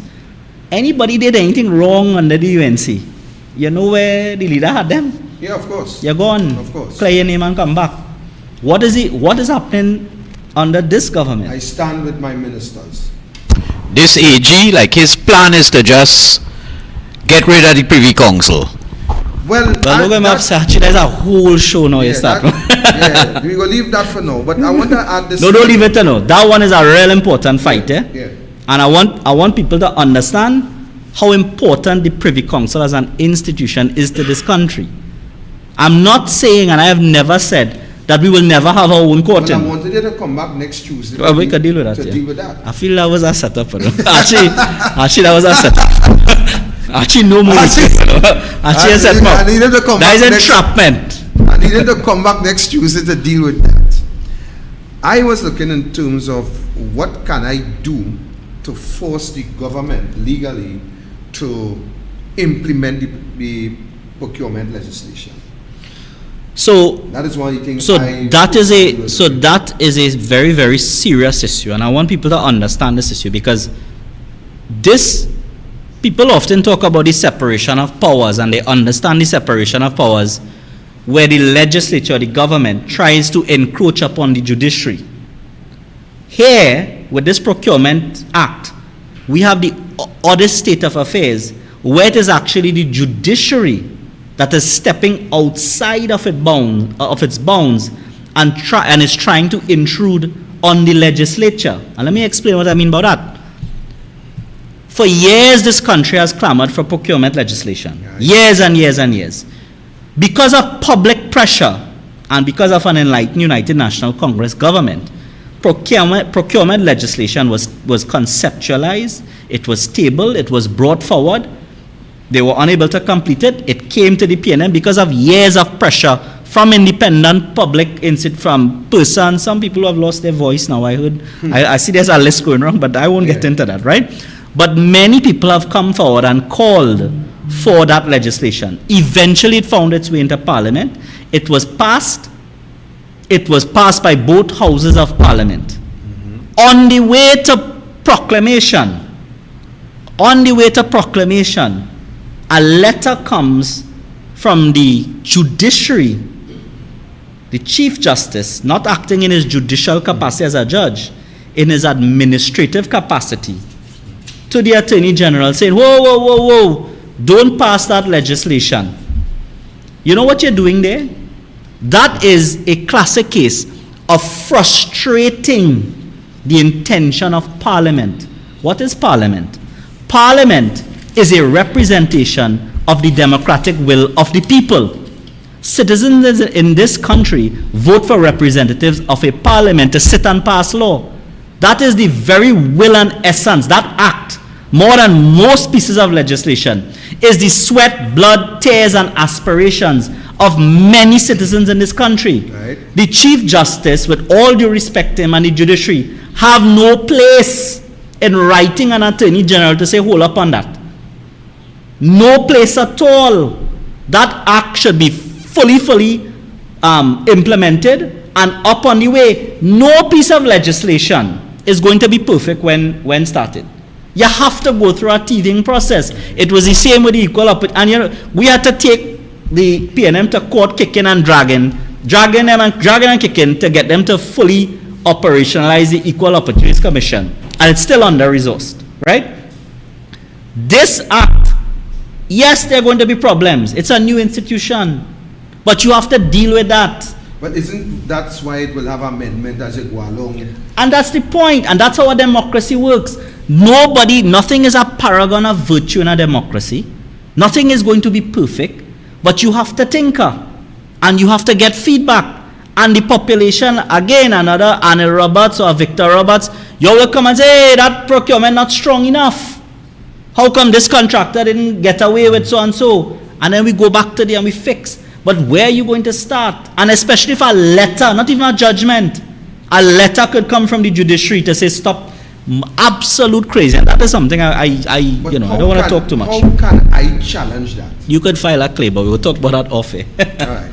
Because it's something that I think that is of great public importance, because we are seeing where the resources of the country, where there is no justice, there is no accountability, there is no transparency in terms of public spending. The Minister of Finance or the Prime Minister or the Minister of Energy could jump on a plane tomorrow and say, look, we're going to Australia and buy a boat. And if he come back and he say the boat is $1, that is what it is, no question asked. Well, one of the things that I think and the United National Congress highlighted it during the debates is that the Procurement Act, which has emerged, is a severely watered down Procurement Act.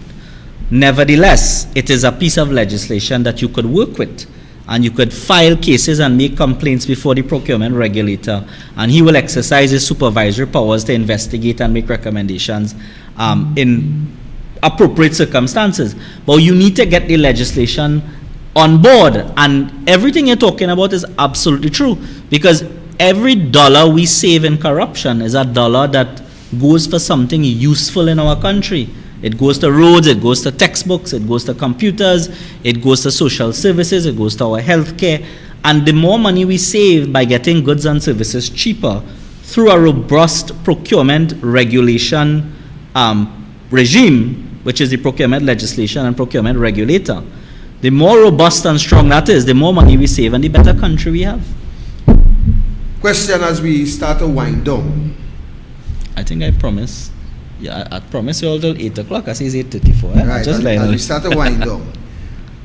What's going forward with this whole scenario with Nelson and Fares and the whole team?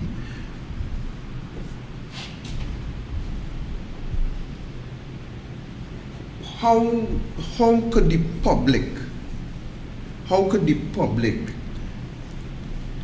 play a part in ensuring that we get down to the bottom of this, one, and two? How could the public play a part in ensuring that this doesn't recur?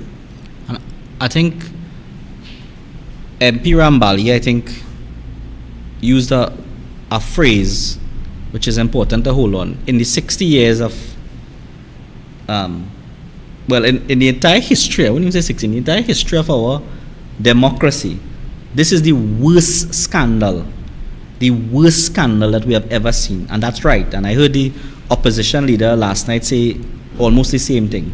She put it in, of course, a more articulate way. But we as citizens can't let this go to the back burner. We cannot do the usual, they say what? We have 2-day memory. Yeah, 7 days wonder. 7 days wonder. We can't allow that. We have to resist that. We have to keep public pressure. We must bring an avalanche of public pressure upon the police, upon the government. We must be in their face. We must not let them breathe. We must not let them do anything else. It must be Nelson, Nelson, Nelson, Nelson, Nelson. And we must sustain that pressure. We have to have the stamina. We must have the stamina and sustain that pressure. And if we are able to sustain it, change will come. And I will not be surprised if there is some public litigation, some citizen decides he wants to file a public law case to get answers and to hold account. And let's not remember the 2 gentlemen who are the victims of this scandal, and I don't pronounce on anything here. Let's just say them. The 2 gentlemen who are the victims are brilliant lawyers. So, being brilliant lawyers, you could invite some calls, being brilliant lawyers, I'm pretty sure that there's something in the work to ensure that those persons who caused this will be. One of the things I said is that you have a malicious prosecution lawsuit that may very well come about. That is where if the prosecution is dropped, the defendants, Mrs. Ramloga and Ramneen, have the option to bring a malicious prosecution lawsuit against the state and any individual who was involved in the institution of a wrong or malicious prosecution against them. That is a process that will go to court, and those persons will be held accountable. And a High Court judge sitting in a civil jurisdiction where malicious prosecution is heard has the power to refer matters to the DPP as well for consideration, advice, and potential charges. So I think that is where the system will correct itself. It's slow, but the system will eventually start to correct itself. It's a little slower in Trinidad, but it is there, and you have to have faith in it. You don't, a lot of times I see people saying, and I don't want to get into long Facebook fights and wars on social media and thing, right? There are some who have more temperament for that than me, right? But I often see people, they throw up their hands and say, we live in a thing, there's nothing we could do, best I leave and go Canada, or left, well, all due respect, I am for one who I don't engage in that conversation.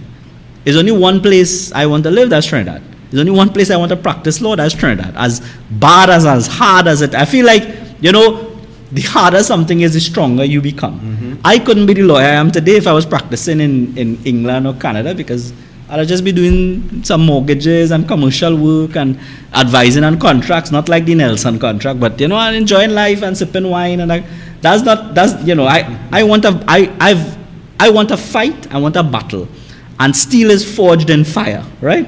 So you want that as a lawyer. So I'm happy for that. Not that I like oppression, but I like fighting oppression. And I think many people in this country have that appetite. And when we emerge from this, we will have a society and a citizenry and an opposition that is so strong and steel-hearted that this will not happen again. I am confident in that. And that is the type of confidence we must project. We can't take the gloom and doom approach. We cannot throw up our hands and just leave and say too bad and I give up and simply complain. It's a mindset. And individuals have responsibility, and individual responsibility and action have the power to make huge changes. Huge changes. I want to share a thought with you and a way to answer me on that thought. Right. I know that you are a very good attorney, so I ain't had to worry.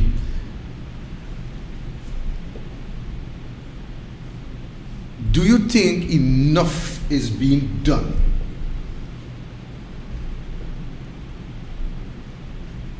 That's as far as going with the question. Enough is being done. Do you think enough has been done?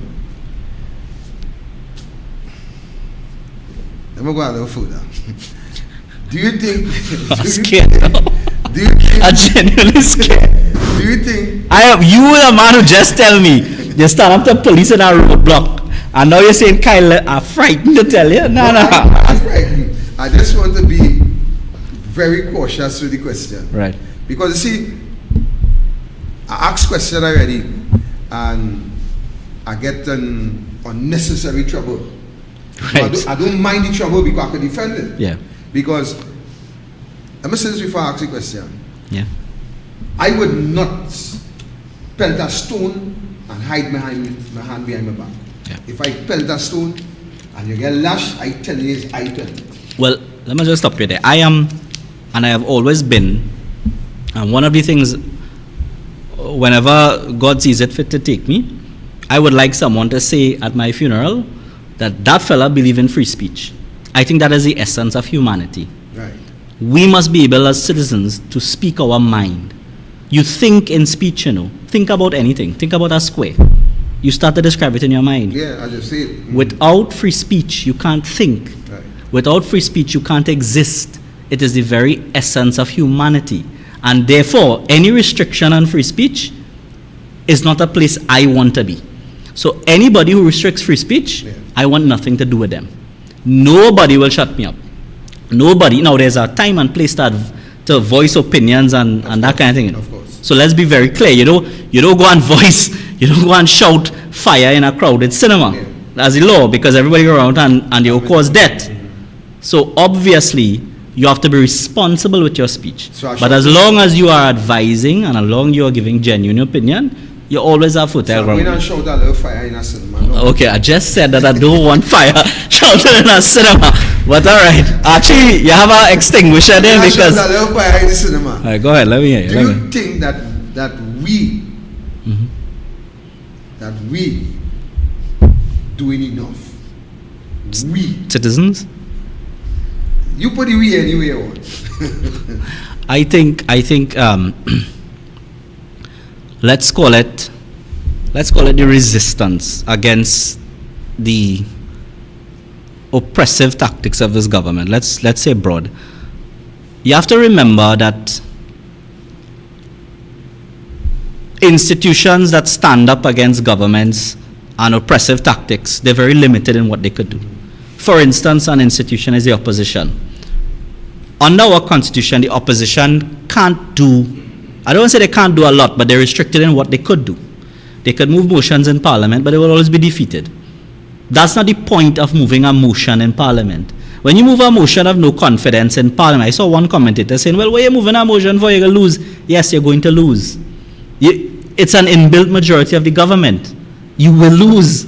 But that's not the point of moving a motion. The point of moving a motion is to spark debate, accountability, transparency, so that the population who is watching Parliament understands the issues and then joins the chorus of dissent against what is probably a wrong government decision.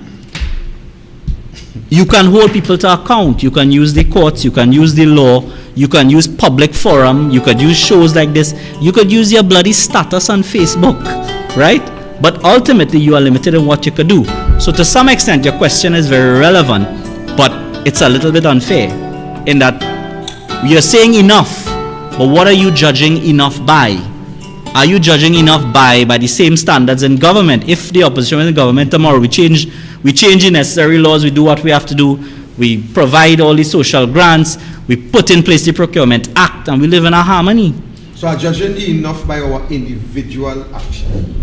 Oh, well, I always think that we could do more, and that's a decision that each individual has to constantly assess and reassess.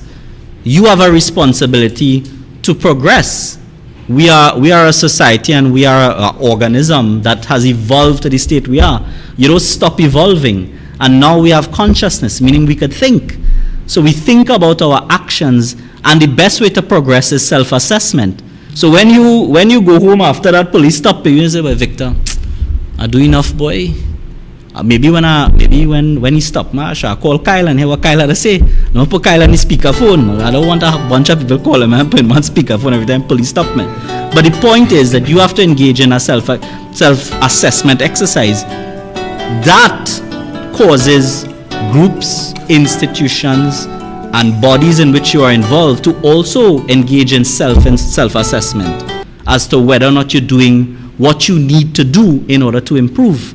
And the more self-assessment and forensic assessment that you engage in, the better you become. When I file a case, when I lose a case, I sit down and I pull my team together. I mean, some coarse language might pass and that kind of thing, unfortunately or fortunately. But ultimately, the aim is we want to know where we went wrong. Where did we go wrong? What did we not assess a witness correctly? Did we not read enough law? What was it, right? And it's the same thing with an individual and any organization or any profession you're engaged in. You have to constantly assess and reassess whether you're doing right. If it is that you are saying you want to know if you as an individual is doing enough, well, measure that against what you think you should be doing and whether or not changes are happening first in your life. You know, I see there's a famous speech, get up and start making your bed. Because when you make your bed, you effect the first small change, right? From that, you create larger changes, and from that, individual action leads to group and national and world change, but it starts with you, the individual. Right, so my final question. I thought that was the final question. Final question. In consideration with... I feel you bring me to law, and I feel like I do not TED Talk. I don't know why. I kind of feel like there's a TED Talks now. In relation to the question, what part of the body on it? What do you think would have been taking place today if the opposition was the government and the government was the opposition? Now that question you could answer it next time. Yeah, I feel somebody. Well, as I said, I associate with the United National Congress because as a lawyer, I see them as a rule of law party. No other party to me has upheld the rule of law, vindicated the rule of law, brought progressive legislation, respected rights and citizens, rights of citizens more than UNC. And that is not to say that there may have been bad decisions on the part of the United National Congress or anybody that may have transgressed. I myself have filed cases against the government when the United National Congress was in power, but that's the process we live in. Right? That's the process, and that's why I don't stop being a lawyer because the UNC comes into power. In fact, you want me to be a good lawyer when the UNC is in power because I will keep them in check. And I will keep any government in check, regardless of political affiliation. But in my view, if the United National Congress were in power, we wouldn't have the Nelson fiasco. You would have a commissioner of police settled and stable and doing their work and properly resourced and fighting crime. You would have a judiciary that is more robust. You would have institutions that are more well respected. Right. You won't have the arbitrary use of instruments like tear gas and that kind of thing. I remember when there was what was it? It was this big sick out that the police had. Remember that? The National Day of some nonsense. And there was a UNC government in a joint select committee that was holding the police service to task, was taking them to task on it. And I think that's important. And as much as you would respect sectors and societies of the population, you have to respect their rights. And in my view, I think the United National Congress is the party that has done that more consistently than the People's National Movement. People may have a different view, but that's the democracy we live in. Beautiful. So, ladies and gentlemen, as we wrap things up, I will ask Attorney Tacklalsingh in just a minute to give us his closing remarks. But as we wrap things up, I want to invite you, and at the same time I'm inviting you, I am also seeking some sponsors. We intend to have a real big Diwali celebration in Palo Seco. Yes, Palo Seco. And of course, that day we propose to light 1,000 diyas in the Palo Seco junction. So we are looking for, I have already secured the diyas, so we are looking for a little oil, Archie, and we are looking for some mops to prepare some wicks. So we are asking you to be generous in this celebration. It will be the first ever that the new Library Executive, which is chaired by your humble servant, and it's the first activity that let me take that back. It will be the second activity, no, the first. It will be the first activity. Well, and we want to really make this activity grand. So we propose to put down 1,000 diya in Palo Seco Junction. That's all the way from by the bridge there, and we go straight down to the Chinese grocery and into the corner to go beach camp. We propose to put down 1,000. We have already secured the diyas, so we are asking you to assist us with some oil for those diyas, assist us with some wicks for those diya, and most important, we are asking you good folks to provide us with some parasad to give out on that night. That is on what day? Diwali day itself? That will be Diwali day on the 24th, on Diwali night. We will be starting to light those diyas from 6 on Diwali night. Yep. And it's 1,000 we're going to light. And of course, we're making it the first ever because we have never had anything like that in the constituency of Library of that magnitude. So that is, the Library Executive will be putting that in place. And of course, we are looking for whatever donation we could get in the form of oil for the diyas, wicks for the diyas, and the parasad for that night.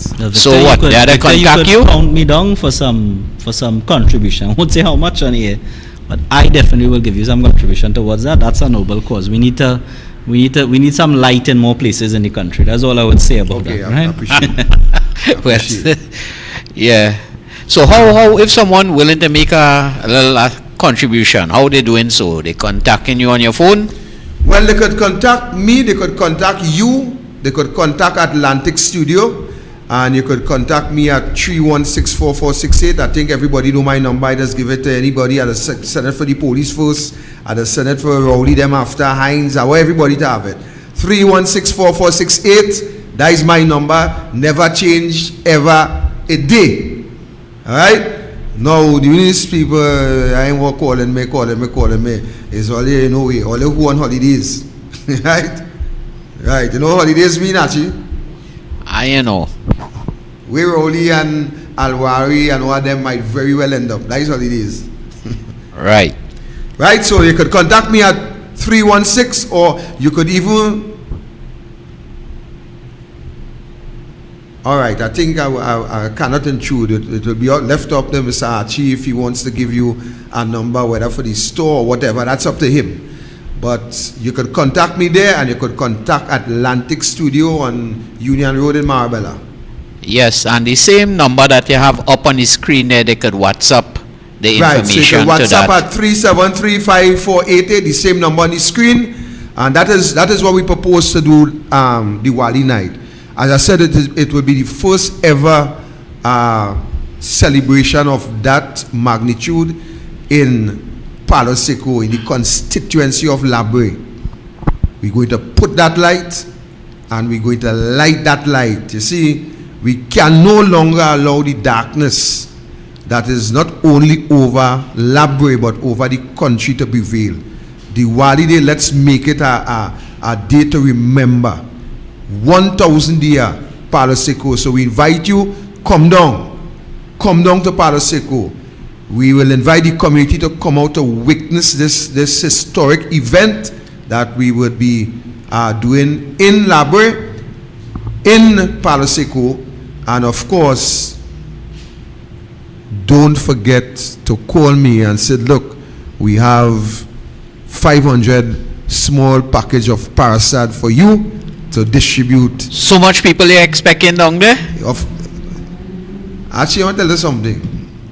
It's me, you know, when you hear I call out the troops, when I call out the troops, they're coming out. They're coming out actually when I call out the troops. And we invited everybody to come down past. Come and take a look at this event in Palo Seco. It will be an event to remember. And of course, it will be an annual thing going forward. All right, well, Victor, simultaneously with this show, we have the Compass Foundation with Jayanti Lakshmi Diyal. I'm having some difficulties with the second broadcasting, but so what we're going to do, immediately after you close off here, we're going to be crossing over to get coverage of that show at the same time. Good. So I'll just ask Attorney at Law. I want to thank him for coming out, for taking time out from his busy, hectic schedule to be here to share some light to help you to have a better understanding. And of course, we will definitely seek to have him back here next Tuesday, where we will look at this whole scenario of this government wanting to remove the Privy Council as the final court in Trinidad and Tobago. So I'll just ask my friend to give his closing remarks, and we really want to thank you for coming out. Well, I mean, a lot has been said for the night. I think we've spoken a lot. Thank you very much for having me. You know, I could only remind your viewers to continue your struggles. We had a lot of talk about individual and personal responsibility, which we didn't intend to talk about, which I think was very important. Continue to do what you have to do to hold the government to account. Let us fight the good fight. Let us struggle. Let us do what is necessary to take back our democracy. Beautiful. Well said. So, ladies and gentlemen, there you have it. There you have it. We want to thank you for, we want to apologize for not really taking your calls, but I believe that the subject matter was of great importance, and I did not want it to interrupt Mr. Kiel Tacklalsingh, the attorney at law, in his discourse in really bringing the information to you. So we want to apologize. We want to tell you thank you for your patience. Thank you for having us in the privacy of your home, and continue to tune into this program. It's a program that we bring the facts. Archie, douglAR Politics tomorrow at 7:30? No, we're not by the boss. Right. Oh, yes. I forget that. So no douglAR Politics tomorrow. The boss will be having her celebrations, and of course, And it will be live. it will be live. So you could tune in. You'll get it live. You need a co-host, actually. I come in to co-host that, you know.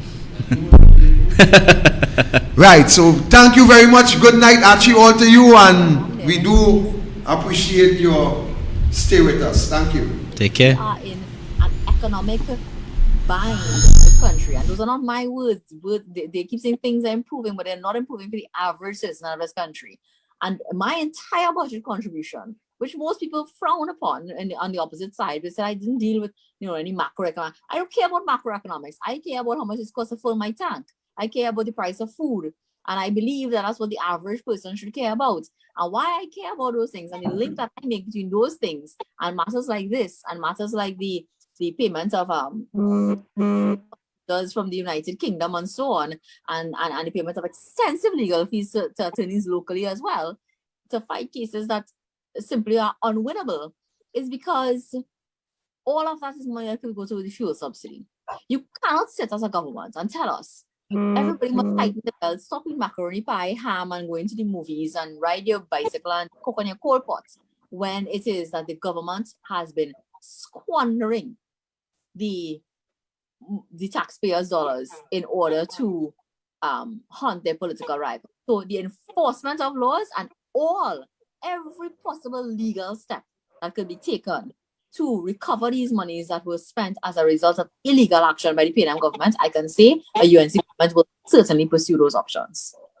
Senator, has LATT lost its moral in something as serious as this, and not a statement, nothing coming from the LATT as yet? I think it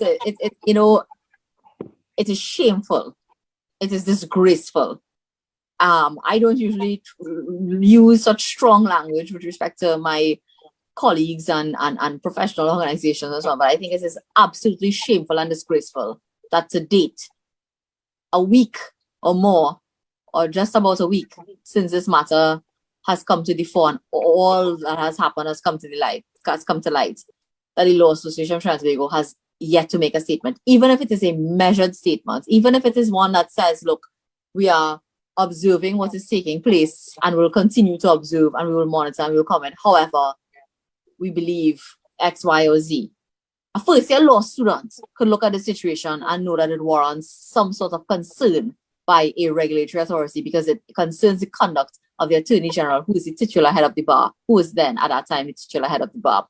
What I have also found to be very troubling is a statement coming from the new Attorney General that he will continue to pursue, coming on the heels of the DPP's announcement in the court.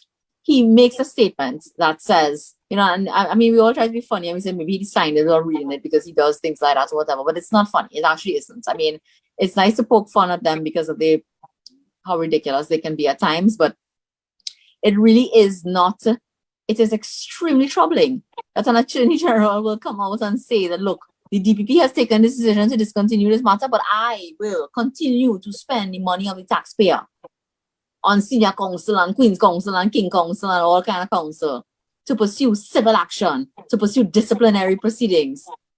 And what does it turn out to be? One of the persons named by Minister Al-Rawi as the advisors on the indemnity agreement is the head of the disciplinary committee of the Law Association. And you as the Attorney General, you are coming out and I assume you are seized of the facts. You are aware as to who are the senior counsel in Trinidad who advised on this indemnity, and that's what you're saying. You're going to put them in disciplinary committee. You're going to just go there. The DPP has said that he will not continue with the matter. You should have respect for that office. You should have respect for that decision. The concern of the Attorney General, the present sitting Attorney General, really ought to be dealing with the $150 million claim made by Vincent Nelson against the state and how the state is going to defend that claim in the face of all what Mr. Nelson has said in his statement. But instead of doing that, what do? They go to court and they try to keep the statement under lock and key at the Hall of Justice. Very troubling. The level of secrecy of a government tells you a lot about that government and what they're doing and their motivations. Mr. Nelson made a statement saying that he never gave instructions to his attorneys to seal the claim.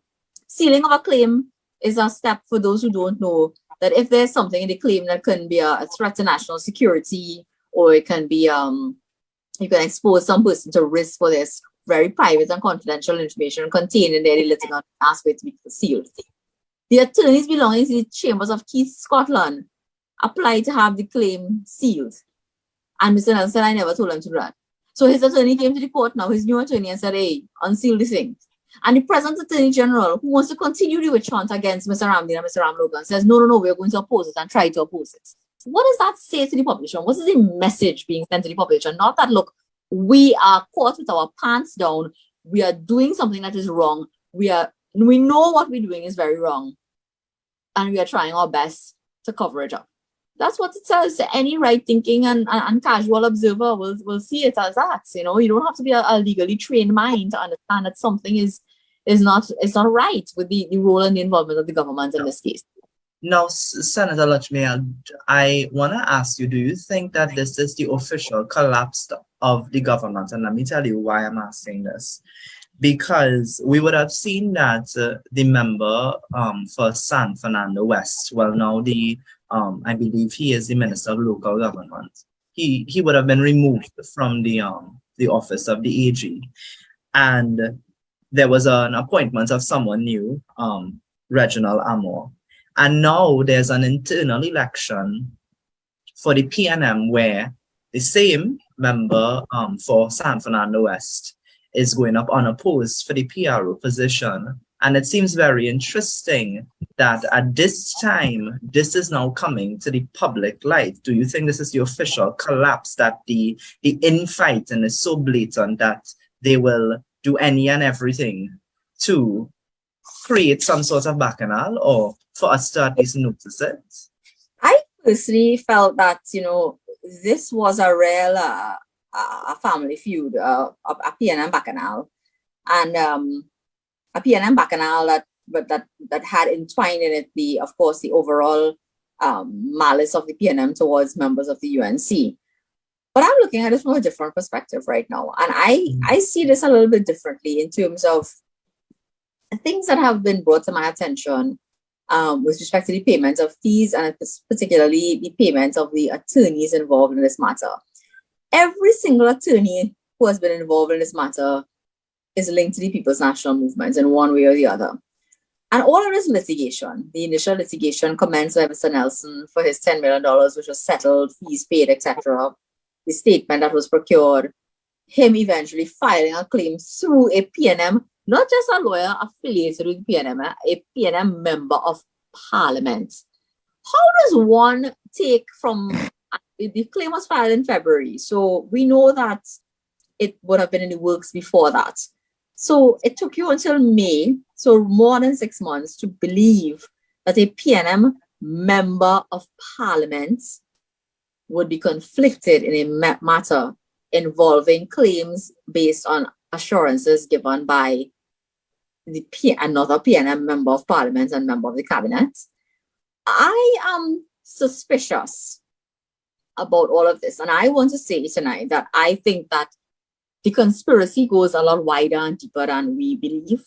I think that one of the ways in which people can launder money, gain money, empty the treasury, is through litigation and the settlement of litigation. And I am wondering if this entire thing was not contrived and hatched in the minds of co-conspirators within the cabinet as a means of paying out large sums of money to Mr. Nelson and his lawyers in order to take the money out of the treasury and put it into the hands of the PNM and their affiliates and associates. Because I cannot for the life of me believe that Mr. Nelson, of all the lawyers in Trinidad and Tobago, all of them, we wash away with lawyers in this country.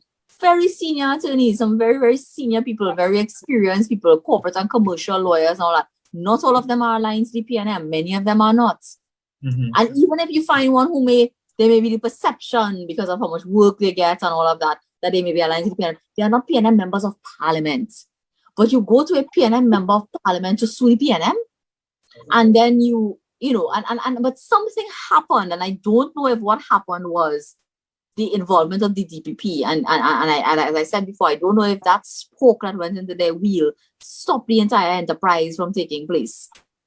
But the speed at which, the willingness with which, nobody likes to lose litigation, the willingness with which this government has been willing to, that they want to concede and they want to pay and they want to settle, makes me believe that they are happy to hand the funds out of, it doesn't come from their pocket, eh? That's the thing. They are willing to take funds out of the treasury and put it in the hands of Mr. Nelson, his advisors, his lawyers, to procure opinions from different people. And every single player, every one of them are linked to and affiliated with the People's National Movement. And that to me is very troubling. Where is the money going? Where is it going? I asked a question when I did douglAR Politics on Friday night that has raise some eyebrows. But I want to ask it again. How does someone representing Wilson Nelson and receiving millions of dollars worth of work from ministries and state enterprises, two in particular we know of through the Freedom of Information Act, the Southwest Regional Health Authority and the Petrotrin, how does a person receiving that amount of money in work, in legal work, have to do fundraising for medical expenses for a relative through GoFundMe? Does that not raise... My comment to that, I mean, I wish I was poor like that, right? I wish I was poor. I wish I was. Yeah, there are more red flags in this scenario than a PNM rally on the weekend before the general election. There are more red flags in this entire scenario than a massive PNM rally that you would see on the weekend before a general election. Everything about this matter stinks to high heaven, and I'm telling you, as malicious as the PNM could be towards the UNC, there is a dollar value involved in this entire scenario. And I firmly believe that nothing short of a complete financial investigations by the FIU, the FIB, and the ACIB is warranted in this situation. And perhaps it is absolutely necessary to have those investigators and the information that they can be brought before an independent commission of inquiry, because of the fact that we do need in this scenario persons who are totally outside and unreachable by the tentacles of the PNM. And that is what we need in this situation. Minister Al-Rawi is famous in piloting litigation, dealing with anti-money laundering and civil forfeiture and all of that. It's about following the money. We have to follow this money. We have to find out if some of the money being paid to these lawyers for opinions and for representing Mr. Nelson here and then, where the money is going. Even Mr. Nelson's money. Because again, when you decide that you will take a deal and you will take a compromise, it is highly unusual for you to receive the full sum of money claimed together with all of your costs, your legal fees and so on. So something doesn't add up, and I think that the financial component to this entire thing has to be explored. We have established the malice and the ill will and the maliciousness of the PNM towards members of the UNC. That is known. That is not something new. But that is what I was going to ask you, because this is the same government that, under the same leadership, I would say, they would have brought the email gate scandal to Parliament. So are we really surprised the lengths that they will go? No, and I'll go further back than that, and I'll show you that this is part of the PNM's, it is in the DNA.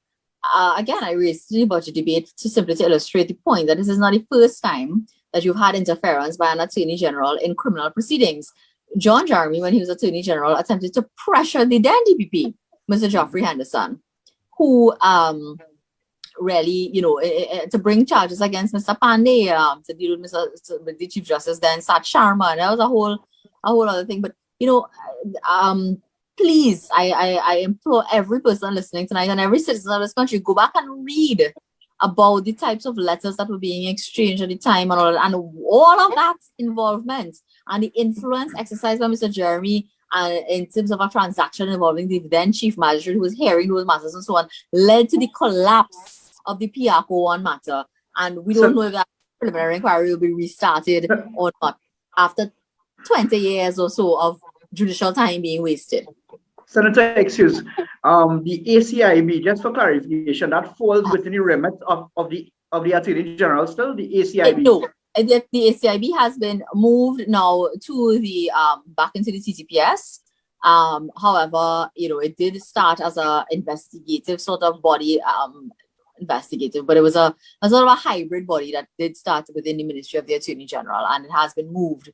But again, my information is that there's still quite a bit of interaction between the ACIB and the political directorate. The ACIB has been working very closely with persons from London who have been retained to advise and assist in other politically sensitive investigations.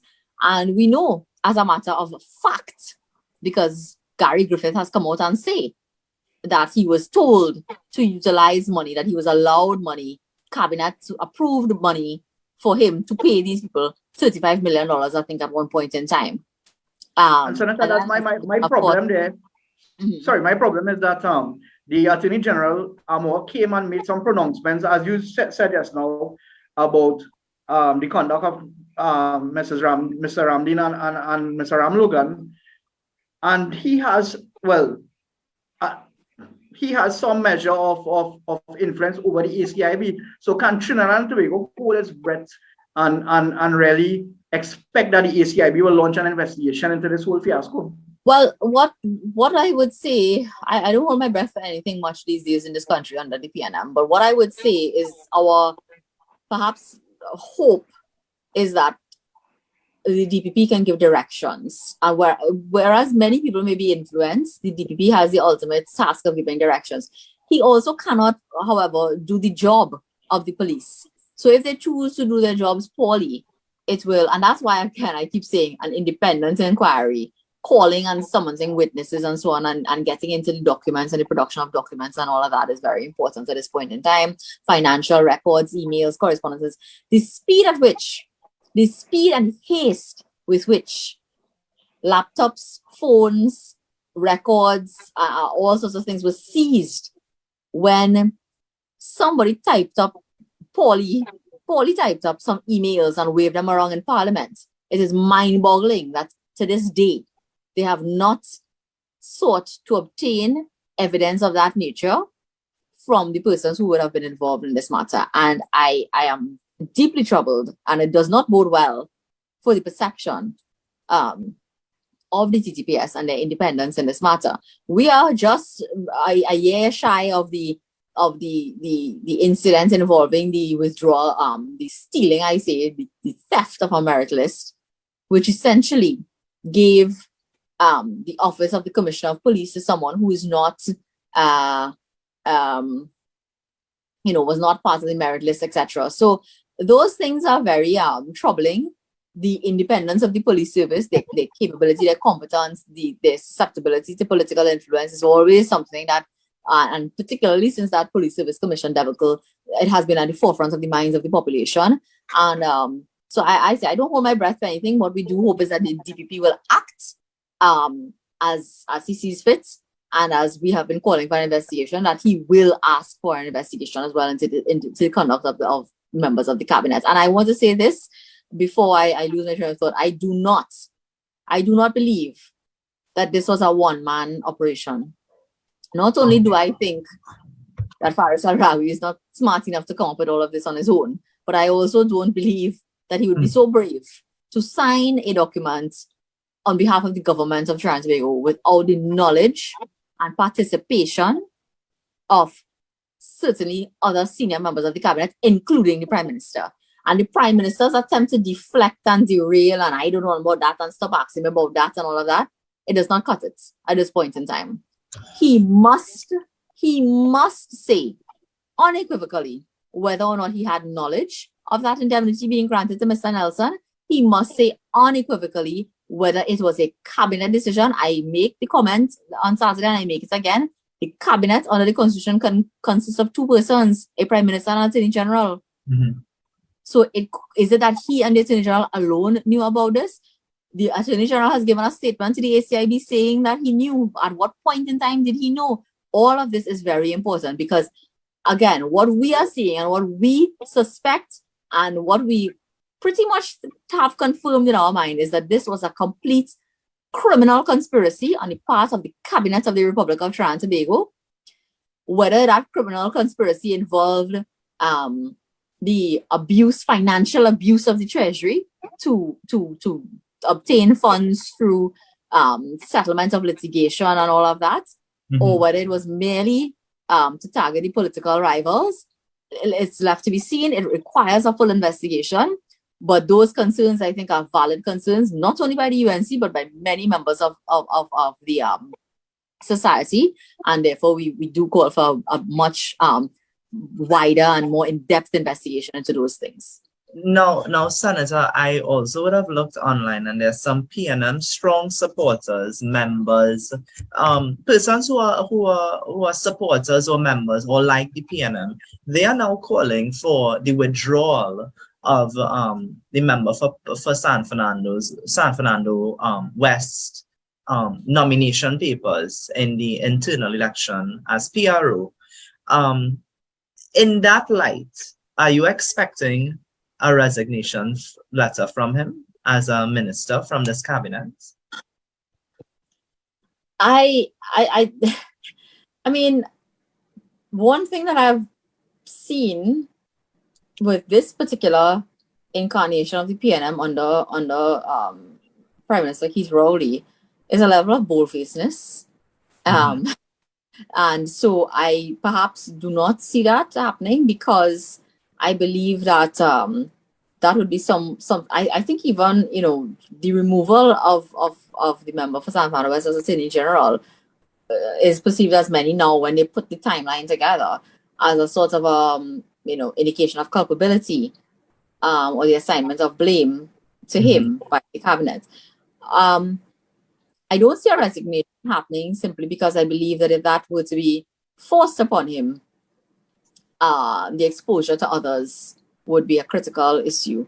As I said, I don't think this was a one-man show. I definitely do not believe that someone could act and do all of this without the knowledge of the Prime Minister, without the knowledge of certain people in the cabinet, to pay that kind of money and to do those sorts of things and execute those agreements and all of that, to me, would have had to have been with knowledge from other persons. So a resignation, if somebody decides to be the sacrificial lamb, I don't know. I don't see it in the personalities of the characters that we're dealing with here, but you know, it's always welcome. Any resignation.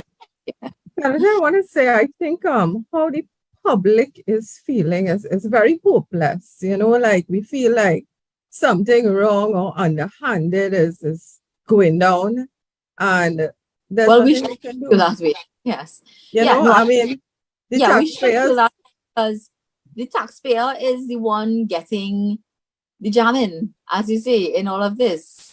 And it's not just a dollars and cents issue, although I think that's where a lot of people are feeling it. But as I said, your democracy, your safety, your security, what gives you your sense of security as a citizen of Trinidad and Tobago? It is the fact that you have rights. It is the fact that under the supreme law of this land, you enjoy the protection of the law. It is the fact that there are independent office holders who cannot be sidelined in order to get at you if someone wants to get at you. Due process, when we use those words, due process, people think it just sounds nice to say you're entitled to due process, but it's part of the safety and security of the person, is that due process requirements. And when you have a government who have all the financial resources behind them, all the influence that they could possibly have over police, over and the one thing that has been consistent with this government is that they have broken down and whittled away at the independence of various institutions meant to insulate and protect the citizen.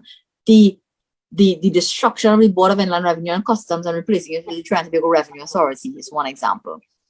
The DPP's office and its understaffing and starving it of resources, and the establishment within the Office of the Attorney General of a criminal justice unit that have been giving advice to the police without the knowledge of the DPP. That was something that was raised as well with respect to charges being brought against someone who was an attorney and caught down the islands on some boat with firearms and in breach of regulations and all of that. We see a clear political input into and subversion away from our independent office holders and our independent institutions towards political decision making, a level of control over institutions and putting persons or resigning the systems We see it with the procurement regulation, regulator, and the removal of certain things from their purview. There are certain things that the government is simply not willing to allow for the level of transparency and accountability that is to be expected in a democratic state. And when you have a situation like that, I believe that we are hitting the bottom of the barrel, and people have every right to feel hopeless, because you cannot close your door, close your louvers, and lie down in your bed at night and enjoy that level of safety and that feeling of safety and comfort and security that you ought to have as a citizen of a democratic state when a government is operating like this. And that is why the UNC has said this is perhaps the darkest of days that we've had in our in the history of our independence, in the 60 years of our independence. Because I think for the first time, citizens of this country, maybe perhaps in the attempted coup, we had that sort of feeling of that physical violence, you understand? But in this case, it is not a physical violence, but it is a direct assault against the democracy, and that democracy that we enjoy, that give the citizens of this country that feeling that you are safe and that you are secure as a citizen and that you enjoy rights. Your rights and freedoms are your ultimate security. Without that, you have no physical, emotional, or psychological or mental security without your rights and freedoms. And that is the beauty of democracy, and that's why we fight to preserve it. And without it, you are simply, you're a fish out of water, and you are a target for anybody. We are all walking targets right now, and we can be targeted at any moment by a dictatorial government that is willing to trample upon rights and trample on the supreme law of the land to get at someone if they choose to do so. Okay, we want to make a hard stop at 9:30. It is now 9:24. I saw Trini to the bone with his hand up. Would you like to speak, sir? And then we just take some closing remarks. Good night, ladies and gentlemen. Again, I'd like to commend Senator Jayanti and the rest of you for an excellent program. I was listening to two programs, actually. I was listening to Kyle and douglAR Politics while I was listening to this. I had one phone in either ear.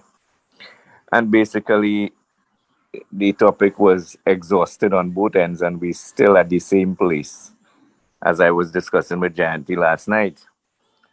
Where do we go from here? We have identified many, many misgivings of this government, breaking the laws and making rags out of our constitution with the Bliss and Paula issue, with the divers, and now with this, with the AG going to the US court and perjuring himself. All these things are breaches to our laws and our constitution and what is called, what Senator Jayanti was just saying, democracy.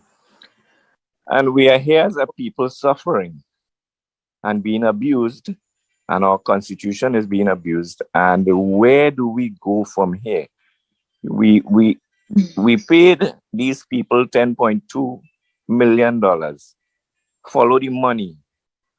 The AG is not authorized to spend that amount of money. Somebody has to sign for that money, and they cannot sign without authorization from cabinet. The Prime Minister obviously lied when he said that this doesn't involve cabinet. Cabinet has to be involved to disburse $10.2 million to some strangers in the UK and wherever else that money went. So what are we doing to follow that money to persecute somebody for it? Somebody has to answer. If we can't get them through the law books because they are breaking the laws, why can't we get them from an accounting perspective? Another issue is the DPP. He made it very clear in his letter. In his reply, let me pull up that letter so I could read it.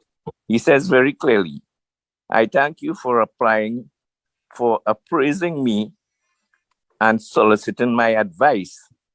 I respectfully decline to proffer. Just a second, my phone turned off. Anyhow, we have the letter there. I decline to proffer any advice to you in this matter, since it is being handled, the same is being handled, and any of its potential progenies falls entirely within your purview and your advisors. Further, it is my considered opinion that it would be improper for my office to associate itself with this development. He made it very clear. I don't want to have anything to do with that nonsense. That is what he said. And don't include me in the future. He made it very, very clear. It is blatantly clear. He doesn't want to have anything to do with this nonsense. Don't include me in your bullshit. That's what he said. And he could put in, have a Merry Christmas after that too. No, I think that what is made clear by that letter to me is the fact that the DPP had absolutely no knowledge or no involvement at the time that this indemnity was given. And that by itself casts a very far-reaching shadow upon this entire thing. Because the genesis of this matter is the giving of a statement, a notarized statement by Vincent Nelson, in exchange for this indemnity. And once, at that point in time, back in 2017, when all of that took place, all of that happened without consultation with the Director of Public Prosecutions. Well, everything else that follows from there is fruit of the poison tree. Mr. Nelson could say what? Jump high, jump low. The fact of the matter is process and procedure in a matter like this, where a person wished to give evidence against another of a criminal nature, ought to have been brought to the attention of the DPP from day one, from day 0.5, half day. It should have been brought to his attention without delay, immediately. It should have been brought to the attention of the police. Another issue that was raised last night was a particular police officer having receipt of the indemnity agreement much prior to this letter, because I think he initialed and dated said agreement prior to that letter to the DPP. And we have to again question now whether there are agents within the police service who might have been acting in concert with the political directorate and with the PNM and leaving the DPP out of the loop.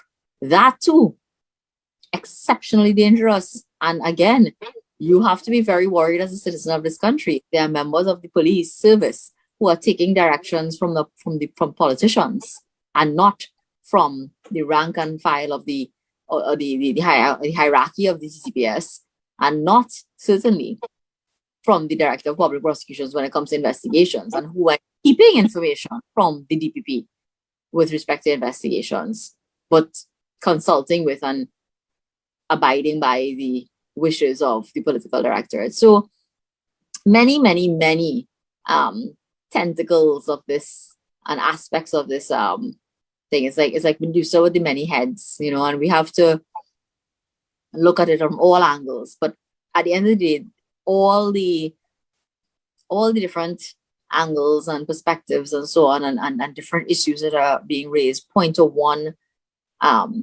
final, I would say, conclusion. And that is that there has been serious misbehavior by the holders of public office in this country.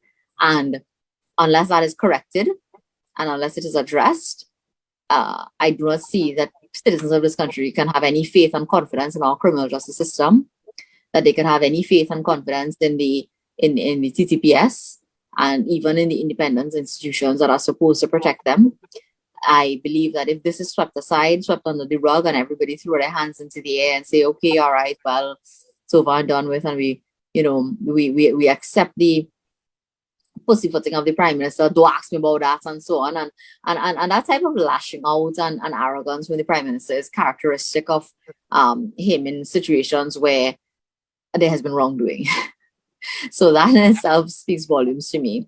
But I think that if it's allowed to continue, we will lose whatever little is left of public confidence in our system of law and order, and that in itself can lead to total anarchy. Because if there is no justice, and that's why we talk about peace, bread, and justice, But if there is no justice and there is no bread, meaning that people do not have the basics that they need, the bread, and they do not get that sense of safety and security, knowing that there is justice in this country, there will be no peace.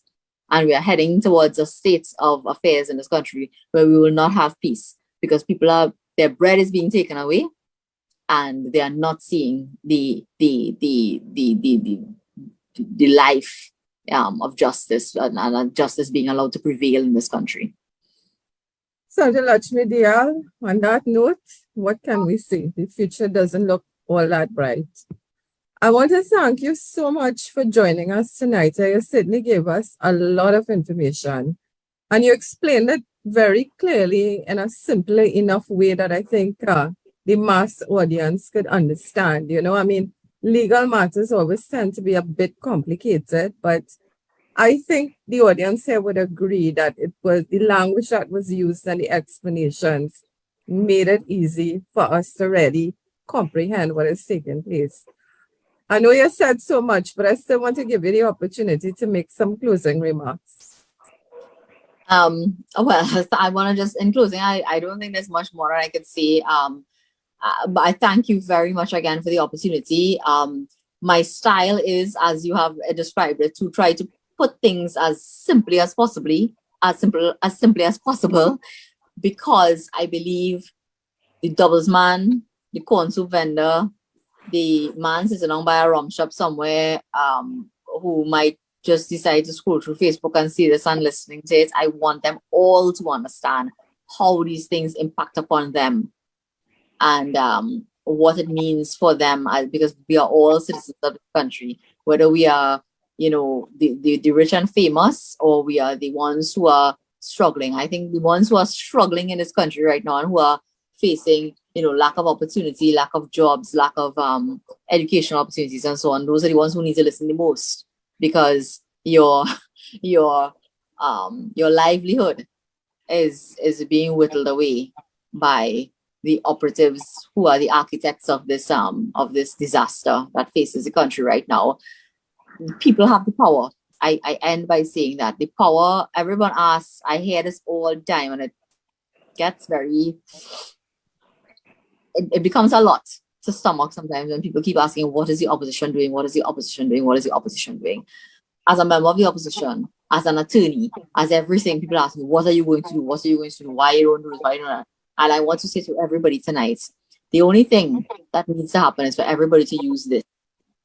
This right here is where the change comes, where it will happen. If you are upset about what you see, if you believe that something went wrong in this whole process, if you believe that rights and freedoms and privileges and due process and all of those things are not being done, if you believe that the treasury is being abused, if you believe that there's financial impropriety and misspending by the government, and the fiscal policies are anti-poor people but pro-expenditure on political witch hunts, you change all of that by using this right here. You need nothing but this to make a statement and to make a change that you feel that you need to see in this country to preserve your rights and to uphold the rule of law in your country and the country that you and your children are going to live in. Thank you, the very powerful Senator Jayanti Lakshmi Dayal. Now, guys, we did not get through all of the questions. We had a very large audience tonight, and one of our largest, in fact, may have even been our largest since we started the program. Yeah, right? So we actually got the most views as well, the most online viewers, most comments, most interactions as well. Yeah.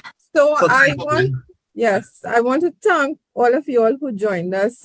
Those of you who are here on the Zoom, we also had a very, very large audience live on Facebook. So I want to say thanks. I especially want to thank the regulars that are here every week, right? And that means a lot to us. That very special shout out to Alderman Benjamin. She is I saw that. And yes. Councillor Ramona Victor was also with us as well. More than likely we will have maybe a part 2 or part 3, part 4 of this, because I believe this matter is going to go on for quite some time, right? So I do expect that we will continue to discuss this Nelson Gate. Now, I just would like to pass you over to Safras for his closing remarks, and then maybe Chris, you could close off the show. Senator, I just want to thank you for that informative, very impressive, very enlightening discourse. You brought so much things to the fore, and I mean, my philosophy, and I guess most of Trinidad and Tobago, if not all Trinidad and Tobago, it cannot be that there's one right and wrong for the PNM and another right and wrong for everybody else. That doesn't work at all. We had a situation where the Attorney General, allegedly his kids were caught holding big guns on a gun range, on an army base, and nothing came out of that. As a matter of fact, he never confirmed if that was his kids, but subsequent information confirmed it was his kids. We had a situation where the same Attorney General called the Commissioner of Police and the Deputy Commissioner of Police on the morning of alleged boat ride / show during COVID protocols, and infamously became Schoon Gate. Right now we have this third gate coming up now, where people call it Nelson Gate. I would like to call it Indemnity Gate, and a lot of people saying that this is 10 times worse as what they consider Section 34. And I keep saying it cannot be one rule for them and another rule for everybody else. It has to be equality. So I will conclude by stating, as you said, Senator, that the power already lies with the people. And I have one message to the LATT. LATT, grow some, I wouldn't say it, but get some testicular fortitude and do the right thing, please. Thank you very much. Yes. Well, I don't know what more can we say, but I really want to thank Senator Lachmidial too for coming on tonight and giving us a very in-depth view on what is going on. As I said earlier on, a lot of persons, we hear about scandals after scandal. Every month is something new. But this issue is not just a normal, everyday bacchanal politicians fighting. This is not that kind of issue. And I am very pleased with tonight's proceedings, and I'm really happy that the based on the viewership, based on the comments, based on the interactions, that persons are getting to understand what really happened, what went down. One of my most favorite, it was after an election, and I never forgot this quote, and God don't sleep. Well, yeah, so God don't sleep. So good night, everyone. I don't know if you all remember that quote, by the way. But good night, and thank you for joining us on such a very important episode of Critical Conversations with the Campus. Good night. Good night, everyone. See you again next week.